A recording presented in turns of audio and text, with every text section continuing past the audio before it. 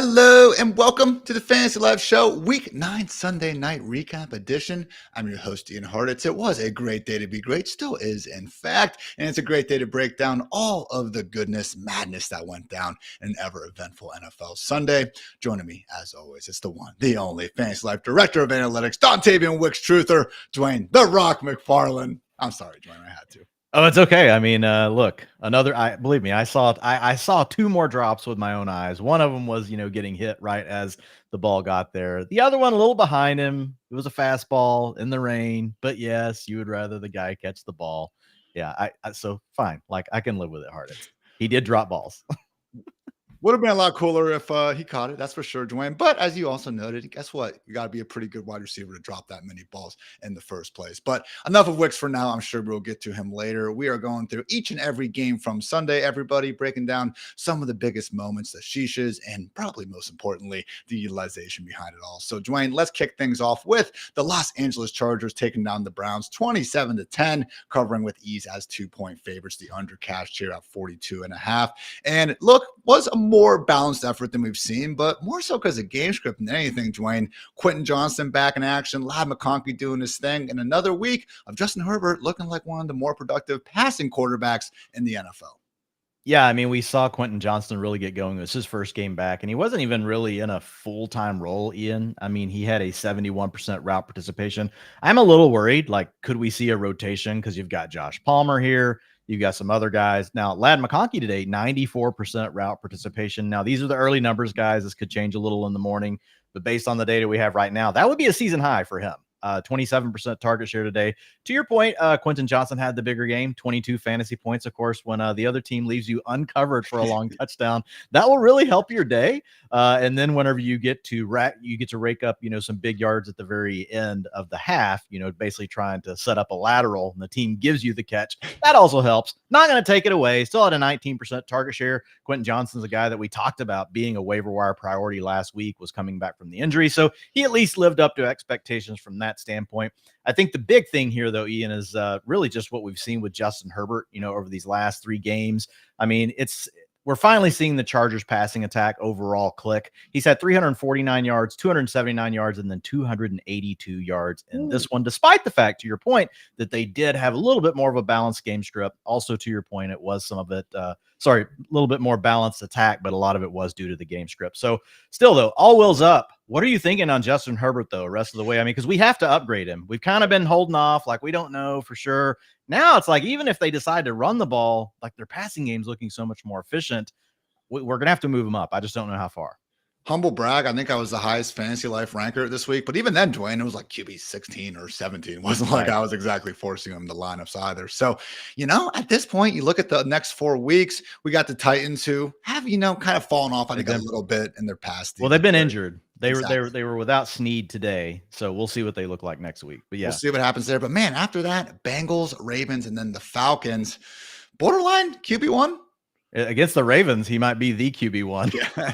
I mean, geez, the Ravens have been destroyed. So certainly doing good things. Didn't even get many rushing, yards out of him today. We've seen that bad, tool in his bag before. Did take 6 first half sacks. Got bent back pretty awkwardly on the first. Obviously, not the first, but just one of the first half sacks, I should say. We'll see what the injury report says, but certainly looked fine out there for the second half. Stay safe, Mr. Herbert. But yeah, otherwise, man, J.K. Dobbins, 2 touchdowns on the ground, 105 total yards, continuing to work as the workhorse in this offense. So Gus Edwards should be back before too long, if I'm not mistaken, Dwayne, but tough to believe Dobbins isn't going to find his way to, 15 to 20 touches per week, even if and when that happens. Yeah, Gus eligible, I believe it's next week to come back, but I think Dobbins has cemented himself as the guy. I don't even know what Gus will do. I think Kamani Vidal is really the better complementary back to J.K. Dobbins, but we'll see. The coaches could surprise us. The other thing, just real quick, is just the overall upside of how well this offense is playing, and it goes in hand with Justin Herbert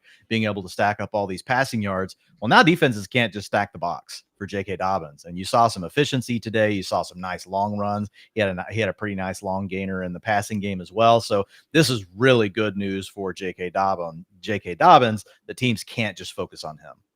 Over on the other side of the football, you know, look, crash back to reality a little bit over here. Jameis Winston in Jameis form, 3 interceptions. I think he had another one dropped out there. Also took 6 sacks and even fumbled once. So also in Jameis fashion, though, Dwain never backed down and even found his guy Cedric Tillman for a late 19-yard touchdown, basically as time expired. Honestly, could have been another touchdown earlier for Tillman. Let a potential 5-yard score bounce off his hands and I believe fell incomplete. So ended up having 11 targets on the day, 75 yards on 6 catches. Jerry Jeudy caught 7 of his 11 targets for 73 yards. Even Elijah Moore, Dwain, you know, only caught 3 of 9 targets for 28 yards, but had a week high 103 unrealized air yards. So Browns are going to have a bye, you know, as we get into week 10. So won't see them until week 11. Going to be a little bit of a tougher schedule. We've discussed that before, but that said, man, still an offense where, yeah, not exactly going to be flying like the 99 Rams in each and every week or anything, but still should have more than enough volume to be excited, or at least a hell of a lot more than we were for the past, you know, 8 weeks of the year. Yeah, I think the main thing is that we've just got to see the team stick with Jameis Winston. The kind of game he played today could be the kind of game that gets you benched. Like once the team has so many losses, they may just want to see what they have, right? And DTR. So hopefully that's not the case. As long as we have Jameis, yes, you're in a really good spot here with all these wide receivers. Here are the last 3 games without Amari Cooper. 24% target share to Cedric Tillman. He has led the way with 22.2 fantasy points per game. Ian, he's an absolute baller. David Njoku in second place with a 21% target share, 16.2 fantasy points per game. And then Elijah Moore with a 20% target share, 10.8 fantasy points per game. And Jerry Jeudy rounding out the group with a 19% target share, averaging 10 fantasy points per game. So really, I know that doesn't sound like much for Jeudy, but even that's been a tick up for him versus where we were with Deshaun Watson. So yeah, Cedric Tillman, honestly, you know, you'll have to pay attention to the matchup some, but I mean, he's locked into wide receiver 2 range, borderline wide receiver 1, the way he's playing, and Njoku's going to be fine. Elijah Moore, you know, in the right matchups, I think gives you that wide receiver 3. Jerry Jeudy, still boom bust wide receiver 4. Had a pretty good day today as far as the target share goes. Like he tied Cedric Tillman for the team lead, had 70 receiving yards. So one of Jerry Judy's better, you know, days on the season today. Dwain, feel free to tell me to F right off here, okay? Do we consider selling high on Tillman and or Njoku? Because hear me out. They have a bye next week. After that, Saints. Okay, that sounds like a fun time. You know, banged up secondary and everything. Then it's Steelers, Broncos, Steelers, Chiefs, and then 2 Ohio home games in December to close out the year. God knows what that weather's going to look like. To your point, I hope Jameis stays under center. Doesn't seem like a complete certainty.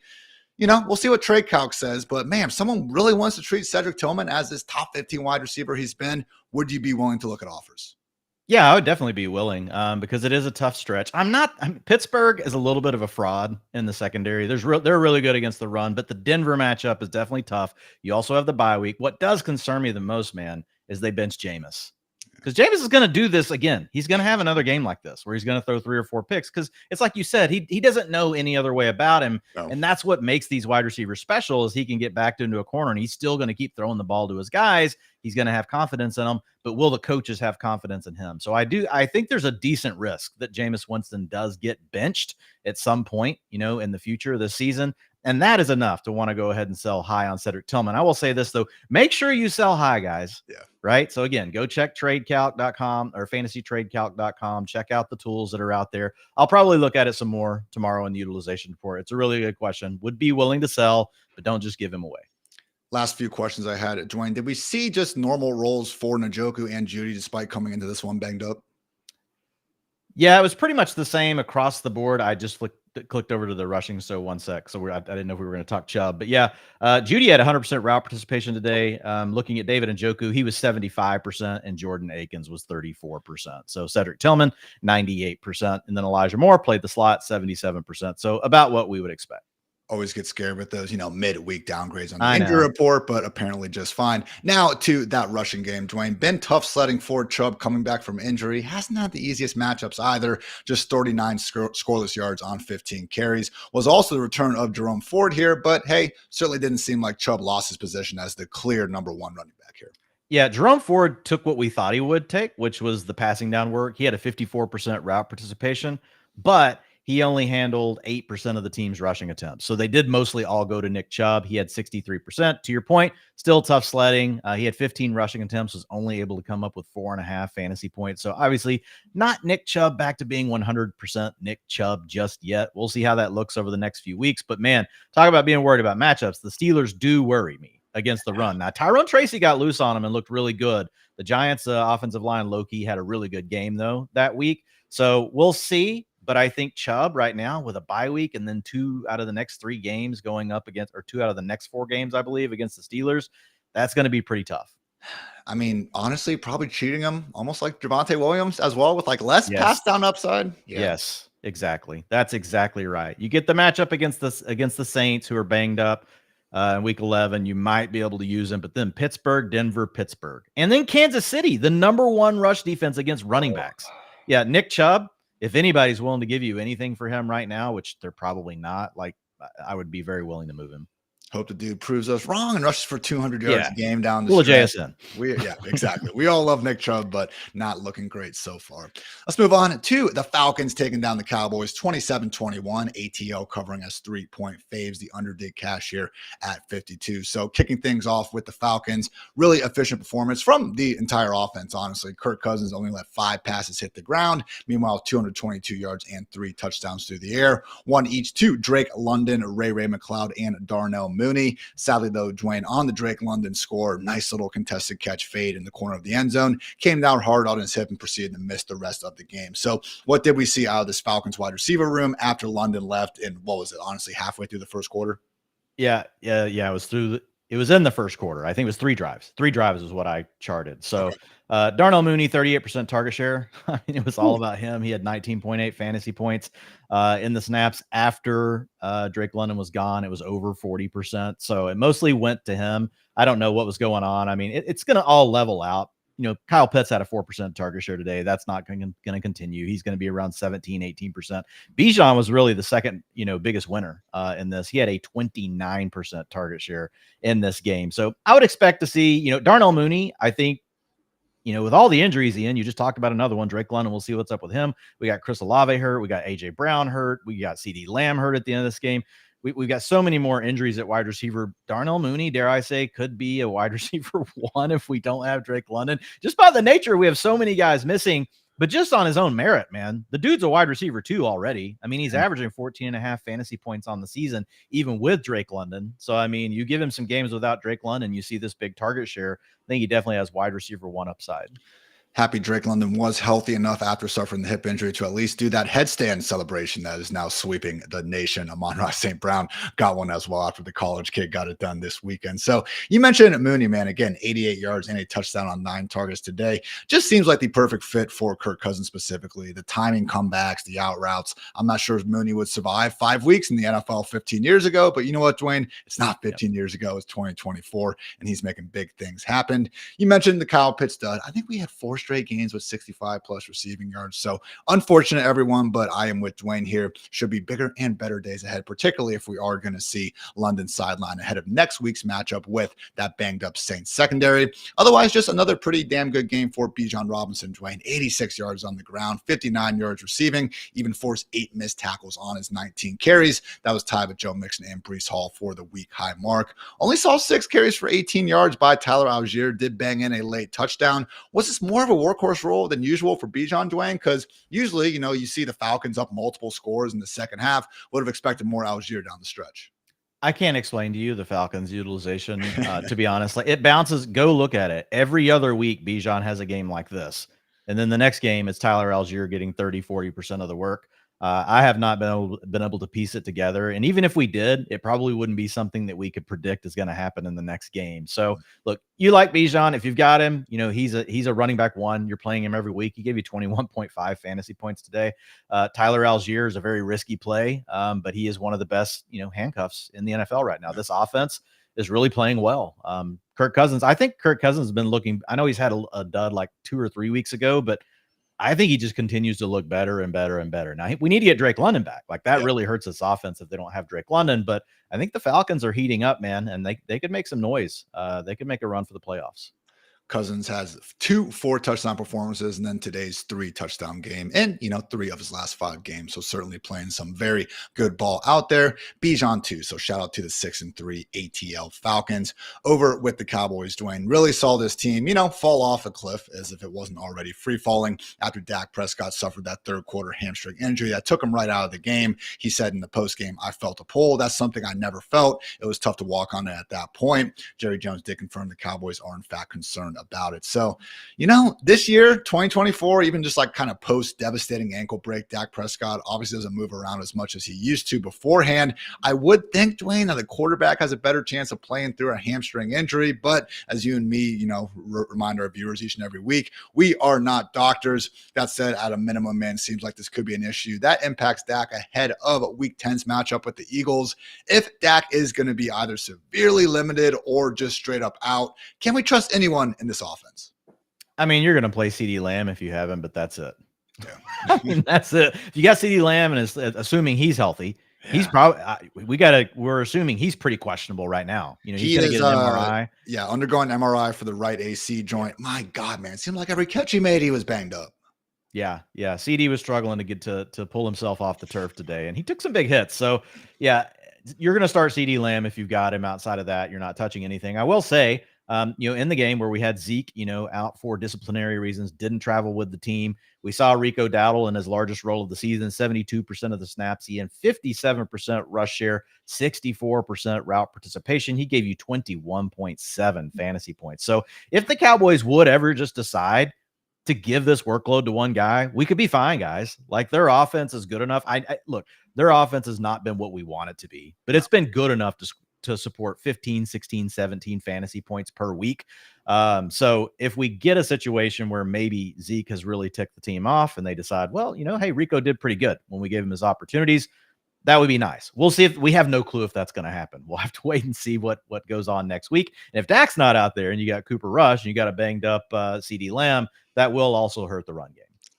Cooper Rush came in there, moved the offense, I guess, a little bit against, the prevent Falcons, missed a couple of touchdowns. Jalen Tolbert from 30 yards. I will say CeeDee Lamb, probably could have held in that 31-yarder, but, with him getting slammed down, it was also tight coverage, not going to completely hold it against him as the world's biggest sheesh. So it was a nice performance from Jake Ferguson, 7 catches for 71 yards on 10 targets. But yeah, otherwise just going to really need to keep an eye on that CeeDee Lamb injury report. Last point I will say with Rico Dowdle, Dwain, and also hilarious receiving touchdown, like just the ultimate yes, oh my God, it worked sort of play out there. But with Rico, I mean, we heard kind of before during the bye week McCarthy say they wanted to give him more opportunities, and I understand how fluky and weird the late scratch was with the onus last week against the 49ers, but I think he was sick. I think he had a fever, whatever it was, and he couldn't play. Maybe this is the post-bye role. Yeah, it could be. And like I said, I mean, we'll need to see it one more week to be for sure about it, but it's very possible. The challenge is, though, like, what do? You can't go buy low on Rico Dowdle now because he just scored 22 fantasy points. You probably, I mean, I guess you could try to sell him high, might be the only move, but he could have the role. So you don't know. Like, this could be the thing, like what we saw with Tyrone Tracy once they got Devin Singletary back. It was really just his backfield since then. So it's hard to say what will happen with Dowdle, but yes, it could be a post-bye week thing. Again, Cowboys have the Eagles in Week 10. Not going to be easy. Would help if they could, again, maybe get a little bit better converting on those crucial downs. 3 for 13 on third down, just 1 for 5 on fourth down here in that loss to the Falcons. All right, Dwain, some AFC East football. We had the Bills take down the Dolphins 30-27 thanks to a go-ahead 61-yard field goal by Tyler Bass with just 5 seconds left in the game. Miami did cover as 6-point dogs. The over did cash though at 49. Appreciate Tua coming back and giving us some points with Miami once again. But we'll start with the winners. Josh Allen, 3 touchdowns through the air and could have had more, Dwain. I mean, first of all, he had a dope 21-yard touchdown run nullified on what I thought it was objectively. Was ticky-tack. Yeah. That was pretty ticky-tack. Yeah. I have plenty of Josh Allen shares, but, even people in my mentions that didn't were happy to say that did seem like a ticky-tack call. And the interception bounced right off of Keon Coleman's hands and deflected to the Dolphins and was intercepted. So Josh coming in was tied for the league lead with, I think, 4 dropped interceptions. So on the one hand, he has gotten a little bit lucky not to have some additional turnovers. But on the other hand, his only 2 interceptions. Again, today's ball went right off of Keon Coleman's hands, and then Amari Cooper slipped on another one. So you can actually argue the 2 realized interceptions weren't his his fault. But otherwise, man, just another example of this Bills offense firing on all cylinders, even without the services of Amari Cooper, who missed this one with a wrist injury. So what did we see from this wide receiver room, Dwain, in the absence of Cooper? Yeah, so real quick on Josh Allen over the last 4 games, really solid. 24, 21, 20, 22 fantasy points. So back to what you would expect. You're not getting like the huge 30-point boom games, but once we get Amari Cooper going, maybe we will get some more upside from the passing game. As far as today, without Amari Cooper in the lineup, it was Dalton Kincaid leading the team with a 28% target share. Low key, man. Dalton Kincaid over the last 4 to 5 games, Ian, like he's probably leading the team in targets, or he's up there. I don't have the 4-week view up in front of me right now, but he doesn't do anything with them. And so we said this about JSN, and then JSN suddenly turned into a stud. So Dalton Kincaid, we are trying to trigger you, man. But he only scored 7.2 fantasy points today. But man, 80% route participation, like I mentioned, 28% route target share. Then it was Khalil Shakir next, 19%, and then it was Mac Hollins. James Cook, then Mac Hollins. So it was a disappearing act by Keon Coleman today. Only a 6% target share with a 75% route participation. So I think this wide receiver room is going to be pretty tough to decipher when you have Amari Cooper in the mix. I still think Amari Cooper is probably going to be the best guy of the group, but even if he's not, I think he's good enough that it's going to be hard to know who to play from this group. My personal favorite is Khalil Shakir. He seems to be the one that Josh Allen does trust the most. He's also in kind of a role that I don't see Amari Cooper coming in and taking, his type of targets away. So I think Shakir's probably safe to stay in that borderline wide receiver 3 conversation. I think Keon Coleman's going to be pretty frustrating on knowing when to get him into your lineups. Shakir still only has 3 incomplete targets thrown his direction the entire season. I know the low ADOT helps. Another negative ADOT. He had minus 0.7 today. I get it, but man, it really is just impressive. And when he gets the ball in his hand, he's really good at taking handoffs. I mean, I agree with you. He doesn't let any of those go. And he's not even the fastest guy. He's not the biggest. He's not the strongest. He's not even the most elusive, seemingly, with the football in his hands, yet they just cannot get him to the ground. So great stuff again by Khalil Shakir. And you were correct, Dwain. Last 4 weeks, it is Kincaid with 30 targets, Shakir with 26, and Keon with 20. So more good stuff out of that passing game. We did see touchdowns again to Mac Hollins. Had a wonky one on a crazy Josh Allen pass to Quentin Morris out there. And then how about Ray Davis, Dwain? 63 yards to the house, broke a tackle or 2 along the way. Still was the James Cook show for the most part, 15 touches compared to the 6 for Ray Davis. But man, Dwain, I'm not trying to hit on James Cook. He's looked good with his opportunities. This is more of a how much longer can Ray Davis keep making the plays he's making and not turn this into more of a 1A, 1B situation, or is he already doing it? I don't think he is doing it. I mean, he only had 14% of the snaps today, 21% of the rushing attempts, and we saw him come in and fill in for James Cook and look great. And they went straight back to James Cook. So it was early too. Yeah, I think this team wants to play James Cook, and I'm also talking about when James Cook was injured, right, and missed games. But yes, so I think it's a situation where Ray Davis is a great handcuff, but you're never going to know if you're trying to get him into your fantasy lineup. Like maybe if you're in a super deep league on a bye week and you got like 3 guys off, and you'd rather not drop someone. You cram Ray Davis in your lineup and hope he does what he did today and gives you 17 fantasy points. But it's going to be pretty thin chance to get there, Hartitz. But still a great handcuff. One of the top handcuffs in the league because we've already seen him in that role with James Cook out. 100%. I was talking about, I thought I saw him coming on the 3rd drive and was anticipating maybe a bigger rotation, but was not meant to be out there. So more great stuff from your 7-2 Buffalo Bills. Turns out maybe people like me talking a little bit too much about that offseason turnover, a little bit of a misguided thought. The Bills are suddenly last thing, the biggest takeaway on the Bills, and this has been happening for the last 3 games now, they've reverted to a pass-heavy attack. Like today, you had 40 passing attempts for Josh Allen. How many rushing attempts did we have? We had 10 for James Cook, 4 for Ray Davis, and 3 for Ty Johnson. Ooh. So the last 3 to 4 games, this has been back to really being more of a pass-heavy offense. So maybe there's a little more of a way to those wide receivers getting there than what I gave them credit for. I think I was forgetting that point earlier. So we'll keep an eye on it. You know what's also going to help, Dwain, is a Week 10 matchup against the Indianapolis Colts. Get your popcorn ready for that one. Over with the Dolphins, hey, back-to-back 27-point performances after breaking 10 points. Felt like, a pipe dream with the Snoop Huntley experience under center. So Tua only let 3 passes hit the ground, 25 for 28, 231 yards, and a pair of touchdowns, 1 to Devon Achane and 1 to Jalen Waddle, who, yes, has one of the wonkiest box scores you will ever see. 2 catches, -4 yards, and a touchdown. That was because they were trying to do one of those, just lateral plays at the end of regulation. And unfortunately, it's Waddle's fantasy managers who have to bear, the wrath of that big time loss. So good stuff, relatively, I guess, from Waddle. Would have been cooler if he had positive yardage. Don't get me wrong. Was not injured, though. I mean, he was briefly with the ankle and shin, came back in after it looked like something that was going to keep him out. So keep an eye on that injury report. But man, Dwain, Devon Achan's amazing. We'll talk about him in a second, but this is 2 straight weeks now where just the overall lack of booms from Tyreek Hill and Jalen Waddle. Hate to see it, man. They had 1 catch for 6 scoreless yards at halftime. What are we doing with the first half script, Mike McDaniel? Yeah, I'm not sure, but I would be trying to trade for Tyreek Hill if people are worried. Like I wouldn't worry about him. Jalen Waddle, I'm also not like worried about him, but man, today only 7% target share. Like 7%, man. So all these targets are going to Achan. Yep. Instead of going to Jalen Waddle. So Tyreek Hill, I think, look, he's Tyreek Hill. He's going to be fine. I'm really not worried about it. I am worried, though, that Jalen Waddle is getting squeezed here with everything that's going. Now, Achan's not going to have a 30% target share every week like he did this week. That's astronomical.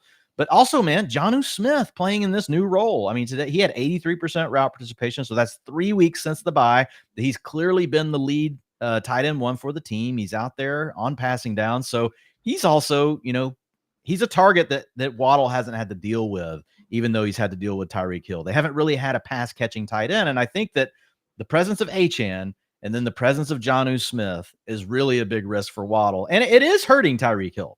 Like Tyreek Hill, I think we know, though, like, man, you can't ever bench Cheetah. As soon as you do, like he's going, he can have 4 catches for 150 yards and 2 touchdowns. And I still think they're more willing to try to feed Tyreek Hill once, because he's going to start making noise. He's going to start chirping, and we know he's going to have his games. But I do think that Achan and Jonnu Smith, this is a legit concern for Jalen Waddle. Hey, new guys to help feed the ball, around the line of scrimmage in those shorter areas of the field. And just to this point, we're not seeing Waddle get that same, heavy dose of deep shots. His ADOT is down by about 3 yards, year over year at this point. But, Tyreek still caught 4 of his 5 targets for 80 yards. And I will say, Dwain, there was a horrible underthrow last week. Tua's mostly been playing good, but we've still seen a couple of those, just vintage to 20-yard short throws. And there's another one today where he did catch it for 28 yards, but man, better ball, coulda, shoulda, would have been a 50-yard score for Tyreek. You mentioned Jonnu Smith, another 5-catch, 46-yard performance, continuing to have that full-time role out of the bye. Love to see that. But yeah, Dwayne, let's give a little bit of love to Devon Achan real quick. 63 yards on the ground, 58 yards through the air, scored a touchdown in each facet of the game. Didn't stop Raheem Mostert from having 12 touches in his own right, but turns out, Dwayne, when you get a healthy Devon Achan with a healthy Tua under center, the result is an upside RB1.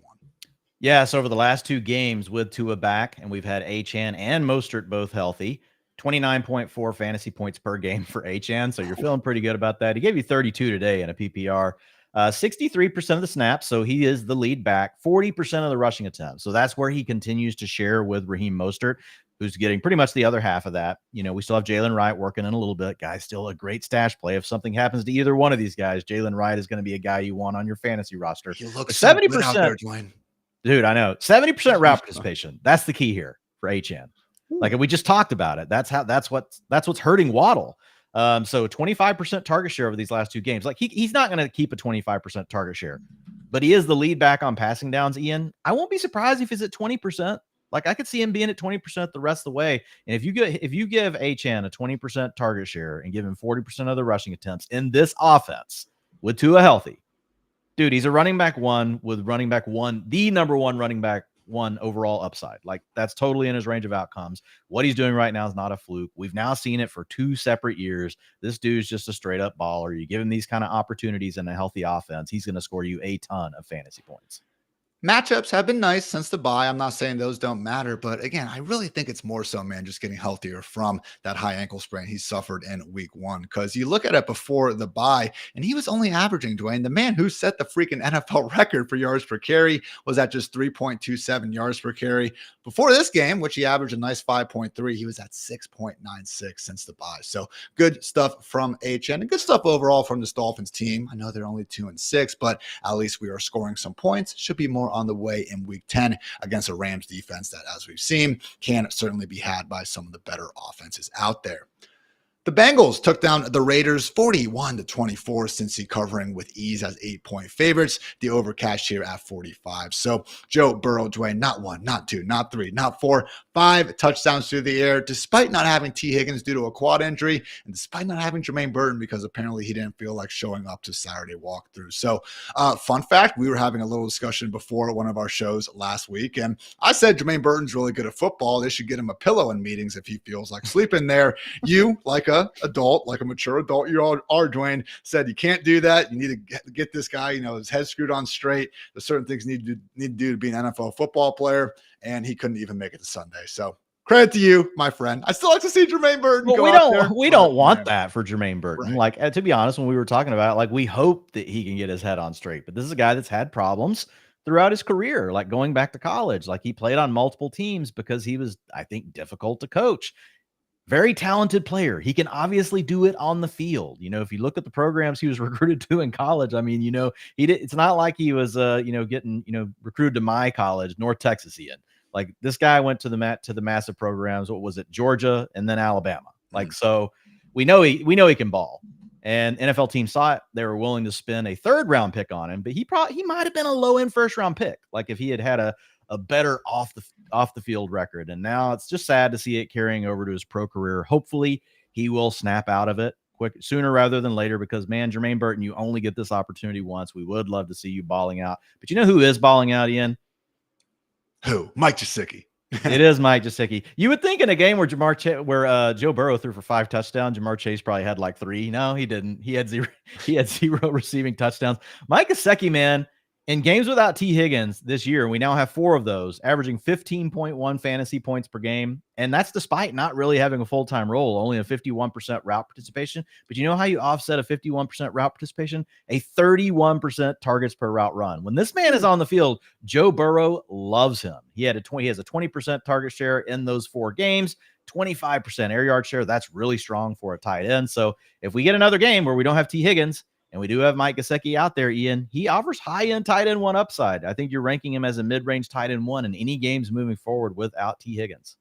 I was about to say, maybe we can get through the usual 5 or 6, elite dudes, but I'm not going to be playing Hunter Henry or Zach Ertz over this guy. No. They can take the extra handful of routes per game. We have seen what, again, the upside scenario can be for Gesicki in back-to-back weeks. I will say, I don't like the slow down gritty, man. I think he's been hanging out with Jamar Chase a little too much. It actually started to look smooth. Come on, Mike. Yeah, especially when they were doing it together. I wish his was fast and like Jamar Chase's was like the real one. That would have been even better.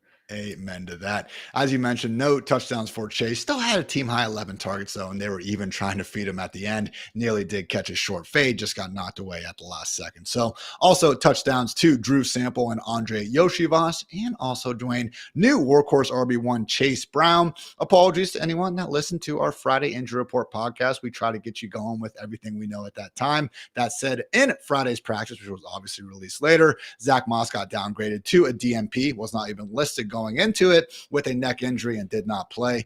Didn't hear anything actual reporting wise, Dwain, but I did see Josh Norris shout out Underdog, the goats of the industry over there, best ball land and all that. But Josh said, according to some DMs he was getting, it does seem like this could be a multi-week issue for Zach Moss. So if we do see him out of the picture for several more weeks down the road, Dwain, just how highly can we rank Chase Brown? Because you look at the box score today, man, 157 yards on freaking 32 touches and a touchdown. That seems like top 5 RB1 stuff right there. Yeah, man, it is. I mean, look, the breakout was coming today either way for Chase Brown. He had already taken over the lead rushing role, and they were 8-point favorites. The game script obviously played out this way. It got a little wonky at the end with the pick 6 and some different things happening, but, the Bengals were always well in control. So this was going to be a Chase Brown game. So you're probably starting him. If you listen to the Thursday show, I know we didn't have the injury news on Friday, but we did talk up Chase Brown on Thursday. But, man, today, in 26.7 fantasy points, and if you look at his role, 79% of the snaps, 93% of the team's rushing attempts, 63% route participation, and a 14% target share.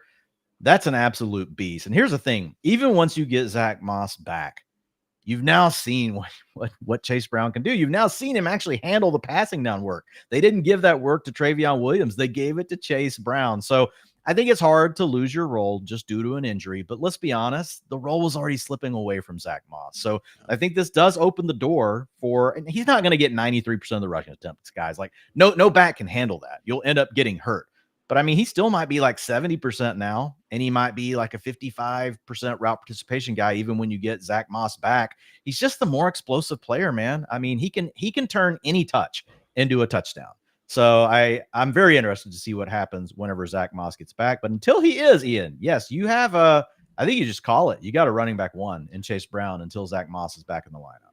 And Dwayne, you're right. He can turn any play into a touchdown. That hasn't been how he's been winning this year, though, which is what's crazy. No. I'm looking at it, 157 yards and a touchdown. I feel like there could be more, man. His long catch of the year is 13 yards. His long rush is 30 yards. I mean, God forbid we get a 60-yard touchdown with this workhorse role. That's the stuff fantasy dreams are made of. So, again, great stuff going on there. He did have to leave for the locker room a little bit early in the first half. Obviously, didn't end up limiting his overall usage. Maybe he's banged up on the injury report a little bit, but should be more good things ahead of Dwayne. Don't look now, but a great Thursday night matchup. Getting the Bengals traveling to Baltimore. So, get your popcorn ready for that one. Yeah, can't not wait there.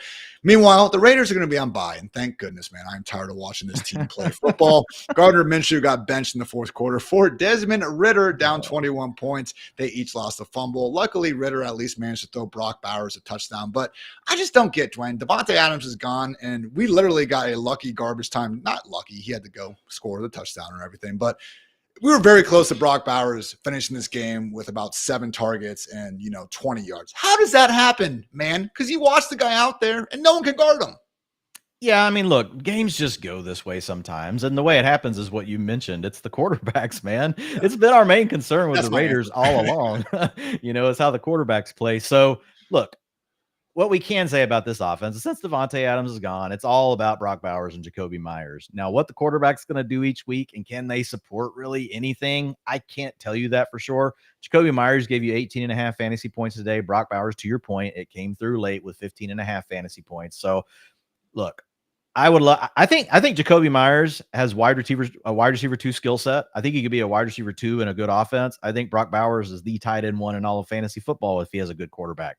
But the fact of the matter is we are majorly concerned. So I think, look, Brock Bowers is still a top 3 tight end. There's nothing you can do about it. Like the dude's just an absolute baller. Jacoby Myers, probably more of a wide receiver 3 due to the quarterback situation, but he can definitely give you these wide receiver 2 spike games. If you look at Jacoby Myers, Ian, in the 4 games this year without Devontae Adams, averaging 14.7 fantasy points per game. So, I mean, look, you'll take that. 99% route participation, 31% target share for this dude in 4 games without Adams, 37% of the air yards. And you know how hard this is? He has a 1.99 yards per route run despite the crappy quarterback play. Guys, usually if you've got a bad quarterback, that was what was always so impressive about Drake London being around a 2, playing with, you guessed it, Desmond Ridder we had at the end of this game and Marcus Mariota. But to see Jacoby Myers doing this, man, with these quarterbacks, and he was really doing it in New England back in the day too, after Tom Brady was gone, man, I would love to see Jacoby Myers play with a good quarterback at this point. I think this dude is low-key, massively underrated,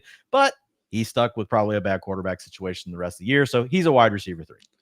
Going to be some still tough matchups on the horizon. They have their bye week, and then it's Dolphins, Broncos, Chiefs down the stretch. Not exactly ideal there, but hey, we saw Jacoby, similar issues last season, still work as the wide receiver 24 in PPR points per game. Certainly going to be right there on that wide receiver 2 borderline, if not even higher once we get into those week 11 ranks. So otherwise, with the Raiders, Dwayne, Alexander Madison, Zamir White, not doing much. God. White did push in a touchdown. It was honestly like I saw more Zamir White this week after Antonio Pierce had gone out of his way to say Madison was now the starter, which he had been for weeks, even with Zamir White back. How much was it swayed for Madison, Dwayne? Because we were seeing some legit 3-down, usage over the past few games. Well, the game script got out of hand like really quickly. Yeah. So he only played 39% of the snaps, but the guy that took them wasn't Zamir White. He had 12%.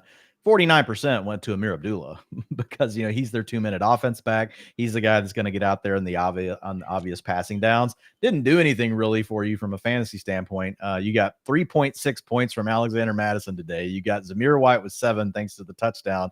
And then Amir Abdullah gave you 5.6. We don't want anything to do with this. I tried to get cute in my freaking risers and fallers article. No. And I knew it was the most shaky sicko start, although it was a sicko start. But Alexander Madison just talking about, look, they're dogs, but the Bengals aren't very good against the run. I can see them getting you 12, 13 fantasy points. No, screw me. 3.6 fantasy points. I'm done. I'm not touching any of these backs. I should have already learned my lesson, Ian. Why did I go back to the well on this? Because I'm a complete freaking idiot and I tried to get cute. You've had a good track record with the Sicko Stars. In your defense, I'm just trying to scan through the box scores. I don't think there was even like a great Sicko Star RB you could have named this week, but certainly wasn't Alexander Madison. So as always, we'll watch the film and get better. It wasn't Alexander Madison. That's right. Oh, man. All right, let's talk about something more positive. NFC East football. We had the Commanders take down the Giants 27-22, covering as 4-point favorites, the overcast share of 44.5. So Jaden Daniels continuing to play through that rib injury, but man, really wouldn't even know it. I mean, Dwain, like watching, Jordan Love out there with the groin, you could clearly see him hobble, but Jaden Daniels, man, 2 straight weeks. I'm not doubting he's not, feeling some pain and everything, but at least the performances, man, continuing to be pretty freaking elite out there. 15 for 22, 209 yards, 2 touchdowns, no turnovers once again for the number 2 overall pick. So chipped in 35 rushing yards. Maybe that's the part of the game that he's not leaning on quite as heavily, but, again, still someone we're going to be ranking quite highly, even ahead of a tough week 10 matchup against the Steelers. Bigger question, Dwain, is what was going on in this backfield. No Brian Robinson, had the hamstring injury, tried to work it out early on and just wasn't able to go. Got a touchdown for Austin Eckler. Also got 41 receiving yards. Some of us might have bet his over 25, so I was very happy to see that. That said, Dwain still had 11 carries for Chris Rodriguez and 8 carries for Jerry McNichols. How much was the utilization actually split up between the 3? So we've really seen like 3 good examples now where we've mostly not had Brian Rob. We had 2 full games without Brian Robinson and another one where he was severely limited. And in one of those games, it was pretty much the all Austin Eckler show. And then in the other 2, we've had a committee like this. Now today, getting Chris Rodriguez involved, that was a new wrinkle. Before it was Austin Eckler and then Jeremy McNichols. So today you had 31% of the rushing attempts go to Eckler. He was out there for 47% of the snaps. He led the team, obviously, on passing downs, 52% route participation. But McNichols was right behind him at 44%. And then you had Chris Rodriguez coming in and getting just as many carries as he did, 11. So it's like Eckler getting a third of the rushing attempts, getting, a third going to Jaden Daniels, a third going to Chris Rodriguez. Well, there's a sprinkle in there of Jeremy McNichols as well in the rushing department. But really, I mean, the takeaway is in 2 out of 3 games, it's really been more of a rotation. And whenever I saw that Brian Robinson was going to be out of this one, I don't know how far you moved Eckler up, but I definitely had him in like my top 30 players. Like I thought that, and he was fine. He gave you 17.3 fantasy points, so it didn't end up burning you. But I wouldn't rank him that same way now, knowing that we've got 2 out of 3 data points pointing to probably more of a committee with the Commanders. Eckler's still the guy that you would want, but you're just going to have to be aware that you could come up with a more like a 10 or 11 point performance on this kind of utilization. And Eckler's been great with his opportunities, but to be fair, so is Jerry McNichols earlier in the year. And even today, Chris Rodriguez, man, 4.7 yards per pop, even with the whole defense knowing he's about to run. Tough to overly complain about that. So elsewhere, Terry McLaurin, only 3 targets, but guess what? When you catch 2 of them for 2 touchdowns, Dwain, still works out just fine, the fantasy box score. Also note Noah Brown coming off his Hail Mary Week 8 performance, caught 5 of 6 targets, 460 yards, and drew another chunk DPI to set up the Commanders inside the 5-yard line. He's the wide receiver 2 now. 76% route participation was second behind Terry McLaurin at 80%. Now they're still rotating a lot of their guys. You got a lot of guys on this team in 30-40% route participation. I mean, even McLaurin has not had a 90% day for like weeks and weeks and weeks. That's just not the way they're running their offense. But the second most used wide receiver over the last 3 games actually the last 4 games now has definitely been Noah Brown. Zach Ertz, just 1 catch on 1 target, the same as Ben Sinnett. Still the Ertz show usage-wise? Only a 60% route participation today. It's like you're not going to flip out about it. Like that's his lowest of the season. He's been like 75-80%.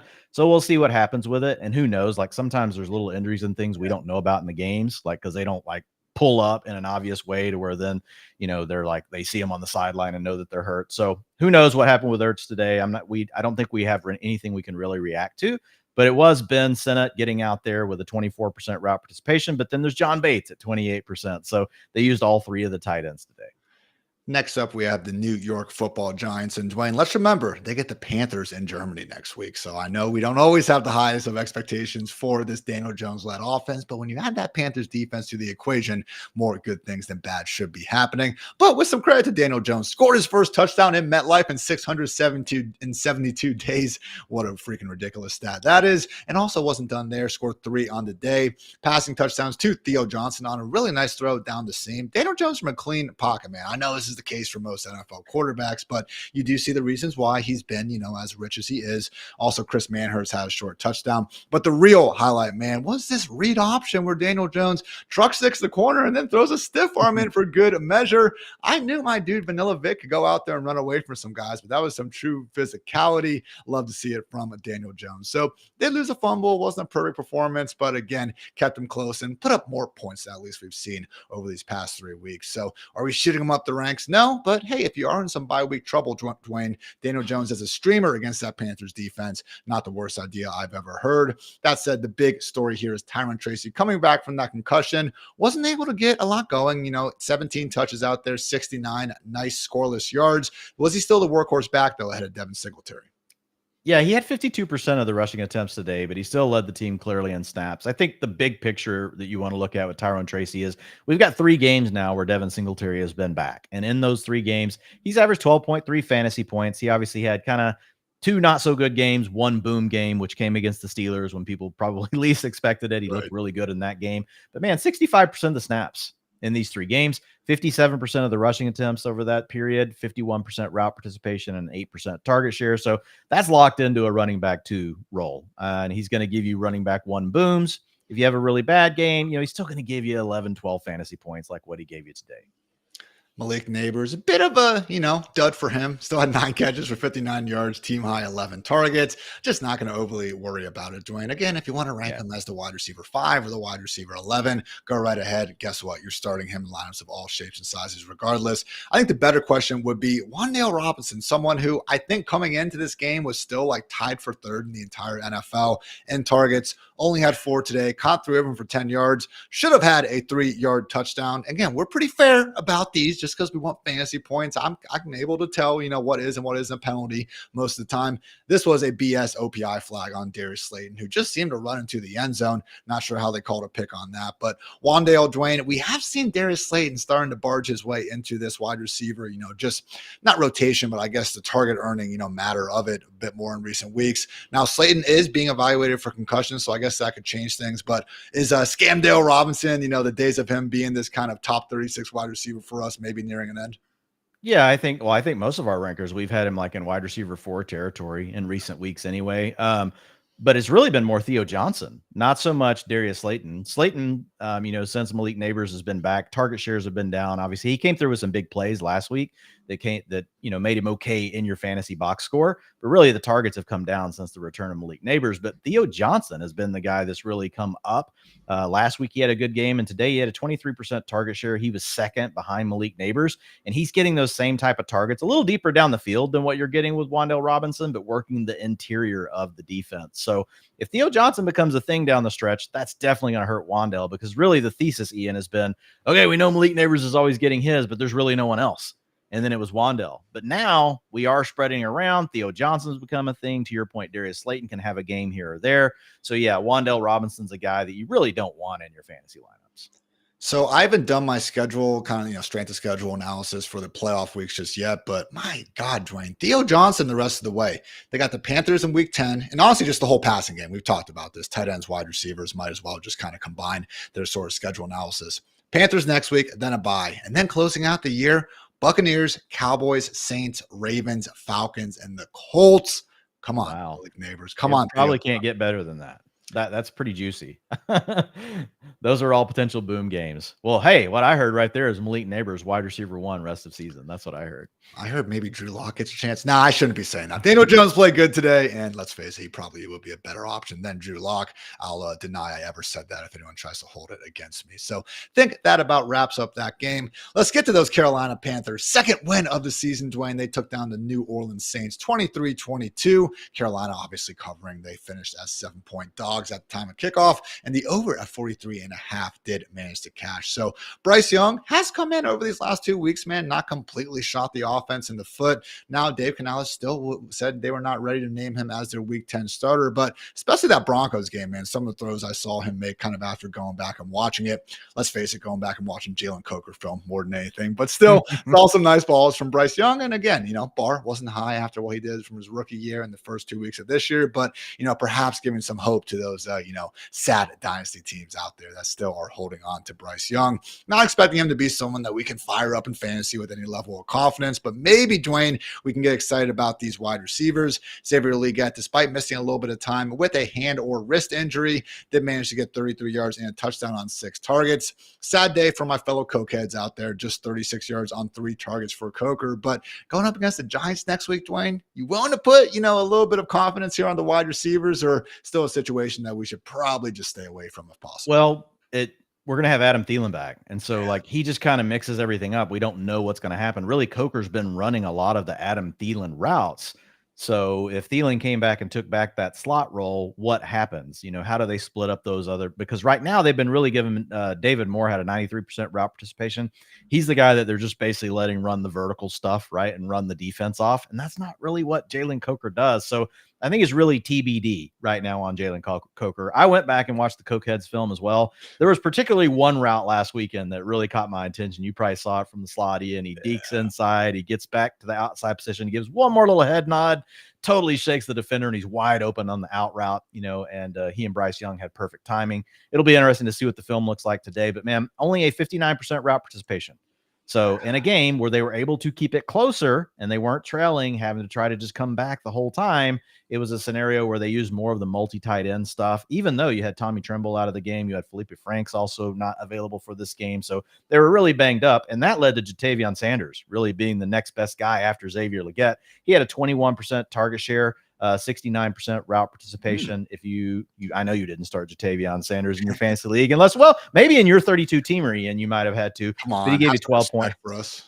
12.7 fantasy points for Jatavion. But when Tommy Trembles is playing, Tommy Trembles, it's really been a situation where all 3 of these guys are rotating. The third one, Ian Thomas. Ian Thomas being the other guy that gets to rotate in that mix. So Xavier Legette was the main winner today. He had a 25% target share, 93% route participation. He's the guy that I feel the most confident about getting to probably keep his playing time in once Adam Thielen returns. But honestly, anything could happen. I'm going to be a little bit tentative with all of these guys if we find out that Thielen doesn't get moved.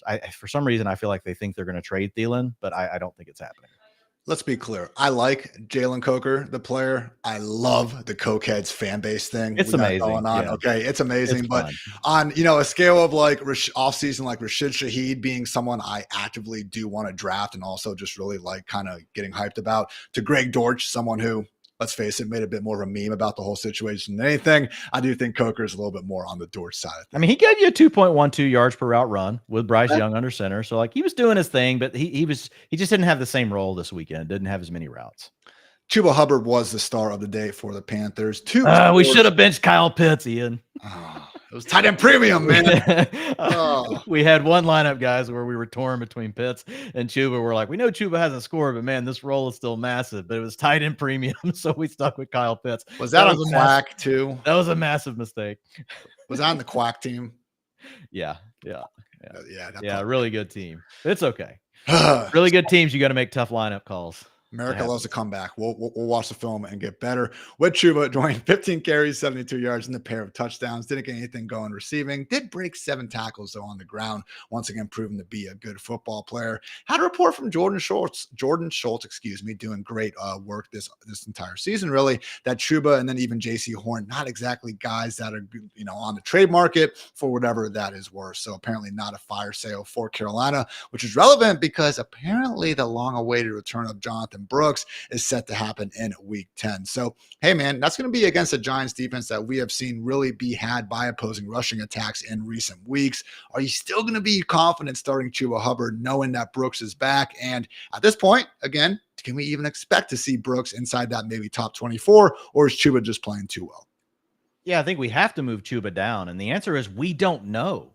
So, I mean, it just depends on how you want to handle it, right? Anyone that tells you they know what is going to happen in this scenario, I mean, to put it politely, they're lying. We don't know. We have no clue how they're going to handle this split. Like I would assume, like if I'm just taking a best guess, Ian, is that Chuba Hubbard's played good enough that you let him just kind of stay in the role he's in that first game back for Jonathan Brooks and let him take the Miles Sanders stuff, right? Let him take a little bit of pass down work. Let him get his feet under him, handle 15% of the rushing attempts, maybe 20%. But in that first game, you probably see Chuba Hubbard still in the role he's in. But as soon as I say that, they'll give half the carries to freaking Jonathan Brooks, man. We really don't know how these situations are going to play out. So I will be downgrading Chuba Hubbard just based on the fact that I don't have any way to tell you guys for sure that he's not going to lose a lot of carries next week. So once we get that data point, we still won't be in the clear because we don't know how quickly they'll ramp up Jonathan Brooks. So maybe, like, I think the best you could say about Chuba, like in a game where you've got Jonathan Brooks coming back, is borderline running back 2. There's a chance you still have a running back 1. So there's enough upside. You always have to consider what your upside is. There's enough upside to still use him. You just have to kind of ground yourself that, he could also be a running back 3 because it's not a great offense. So he can't really afford to give up very many touches to Jonathan Brooks. Over on the other sideline, 236 yards and 1 touchdown from Derek Carr. Also sent his number 1 wide receiver to the hospital with a hospital ball. Funny how that works. Hey, Derek, maybe don't lead your freaking 190-pound wide receiver right into the middle of a defense. So you guys can go check out Michael Thomas's full Twitter tirade for an analysis on, Carr's perhaps mishaps. But yeah, fun stat from Underdog NFL. With the Panthers beating the Saints, Dwain, Derek Carr becomes the first quarterback to start in losses versus 31 NFL teams. What a legacy there. So, yeah, man, again, we'd love to be able to say, oh, Derek Carr, no one's healthy. Well, whose fault is that at a certain point, man? So, all right, I'm done. That was my little tirade there. But yes, Chris Olave did get his 5th freaking documented concussion since 2020, man. This could be a season ender at this point. I mean, I want the dude to be, we all want these dudes to be safe and healthy and stuff. That's rough, man. Second one in 3 weeks. Yeah. We'll have to wait and see with Olave, hoping for the best. We saw him come out and get that massive target share last weekend. You get Derek Carr, like, you got all the good vibes going. And yeah, so to see him get hurt like that, just hoping that he's healthy. As far as the fallout, like, I think, like, everybody heard about Alvin Kamara. Ian, he had a huge game, 215 yards, and they still lose the game. 215 all-purpose yards for him. But Taysom Hill was really the guy here today. He gave you 16 fantasy points, Ian. He had a 49% route participation and 18% target share. And then if you look at him, clicking over to see what he did in the rushing department, not probably quite as big as what some thought that role might be, but still had 12% of the team's designed rushing attempts and did get a rushing touchdown. So Taysom really kind of back, if we could go back to last year, you remember that? There was about a 5 or 6 week stretch where, like, based on the way all the injuries and everything happened, it was like Taysom Hill time. And so we could see that again. We got Jamal Williams, was doubtful heading into this last game. Kendre Miller was put on IR, so we know he's out for the last 4 games. And really with Jamal Williams, like, the team has not really shown any interest in giving him the ball, even whenever early on in the year when we didn't have Kendre Miller. So I kind of feel like it's Alvin Kamara and then Taysom Hill. That's what this offense is going to have to wrap around unless we can get Chris Olave back. As far as the rest of the wide receivers, Ian, like, I can tell you guys who ran the routes, there wasn't much happening with it. We had Cedric Wilson out there, 42% route participation. The next the highest guy was Mason Tipton at 85%, but only had an 11% target share.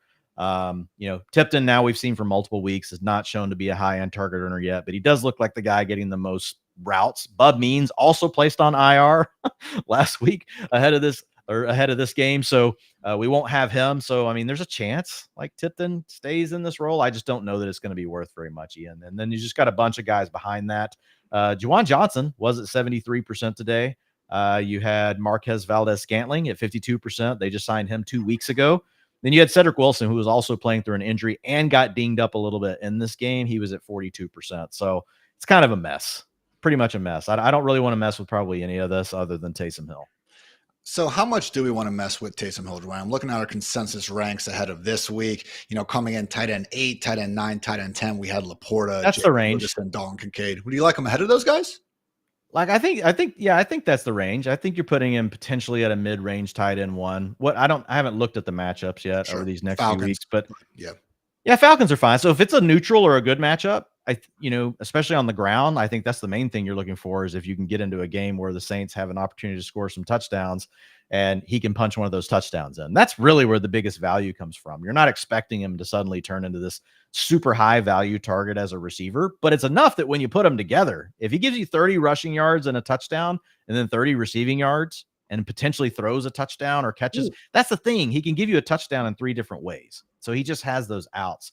But yeah, it's hard to get him any higher than like mid-range tight end 1, like 8, 7, because really we've got a lot of tight ends that have gotten hot here recently, Ian, and their offenses have condensed. So like, you're not going to put him in over now. The Browns are off next week, but you're not going to put him in over Njoku. You're not going to do it over Evan Ingram, you know, and then we've already, you're not going to do it over Otten. You're definitely not doing it over the guys above that, which you got Kelsey up there, you got Brock Bowers, you got Trey McBride. You're not doing it over any of them. So yeah, probably like 7, 8, 9 in that range, depending on the matchups.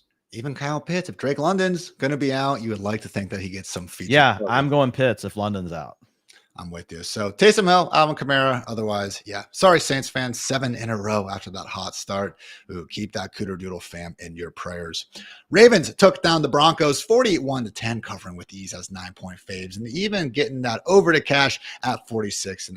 So just more business as usual. Dwain Lamar Jackson didn't even need to run the ball to throw 280 yards and 3 touchdowns. 16 of 19 passing, looking smooth out there. Majority of it did go to Zay Flowers, caught 5 passes for 127 yards and 2 touchdowns, showing off some of that just ridiculous yak that again makes him, maybe at this point, man, with Tyreek Hill getting up there in age just a tad, Zay Flowers might be the favorite to win a game of tag between the entire NFL. So just more great stuff. Has 100+ yards now in 4 of the last 5 games, Dwayne. So Justice Hill was the next most productive receiver for the Ravens, just 43 yards. Didn't seem like we saw much, or, you know, I mean, I know he played some snaps, but no targets for Deontay Johnson is the main point I was trying to get to. What was the actual wide receiver breakdown in terms of routes?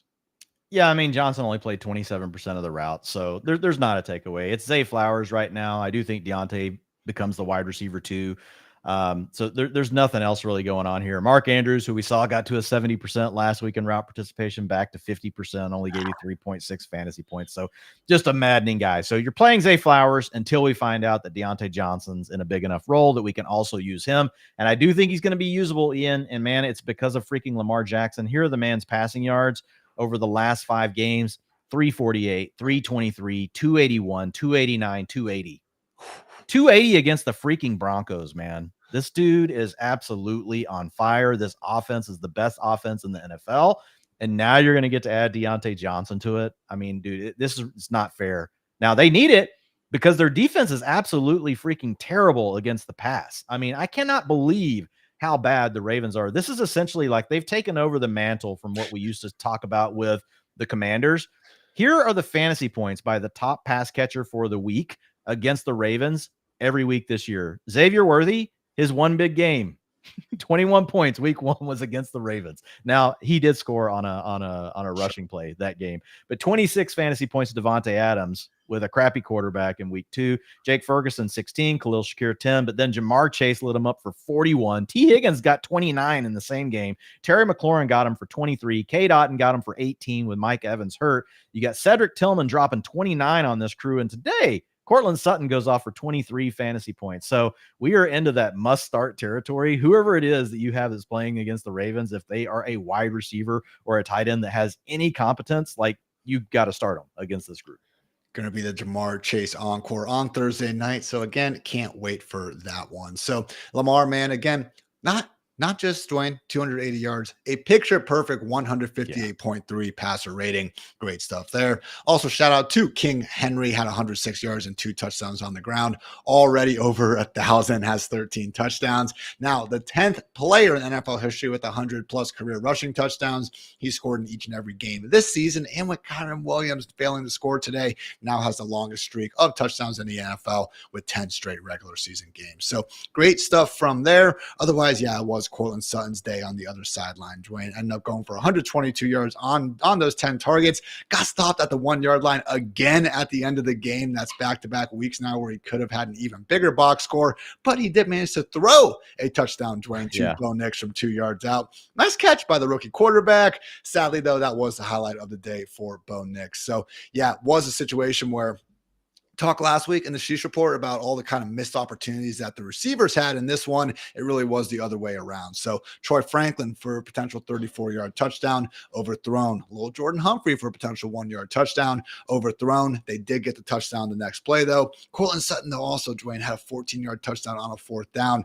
where Nix just missed him. So, again, I know it's 41-10 here, but if Nix just could have hit a few of those throws, man, actually would have been a tighter game. So, going to be in Arrowhead next week. Not sure we can quite get behind that matchup to the same extent. Specifically, speaking of that, again, Broncos versus Chiefs game, Dwayne, anyone you feel overly confident about starting from this Broncos offense?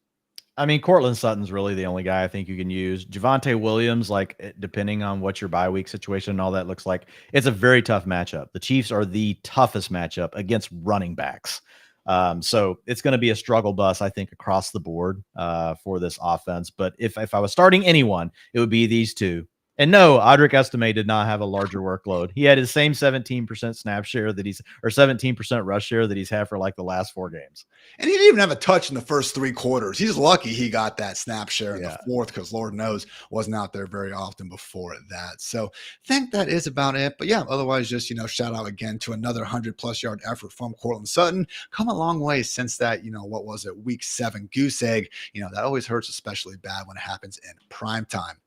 Moving right along, we had the Titans take down the Patriots 22-17. New England did cover as 3.5-point dogs. The under cashed at 30.5.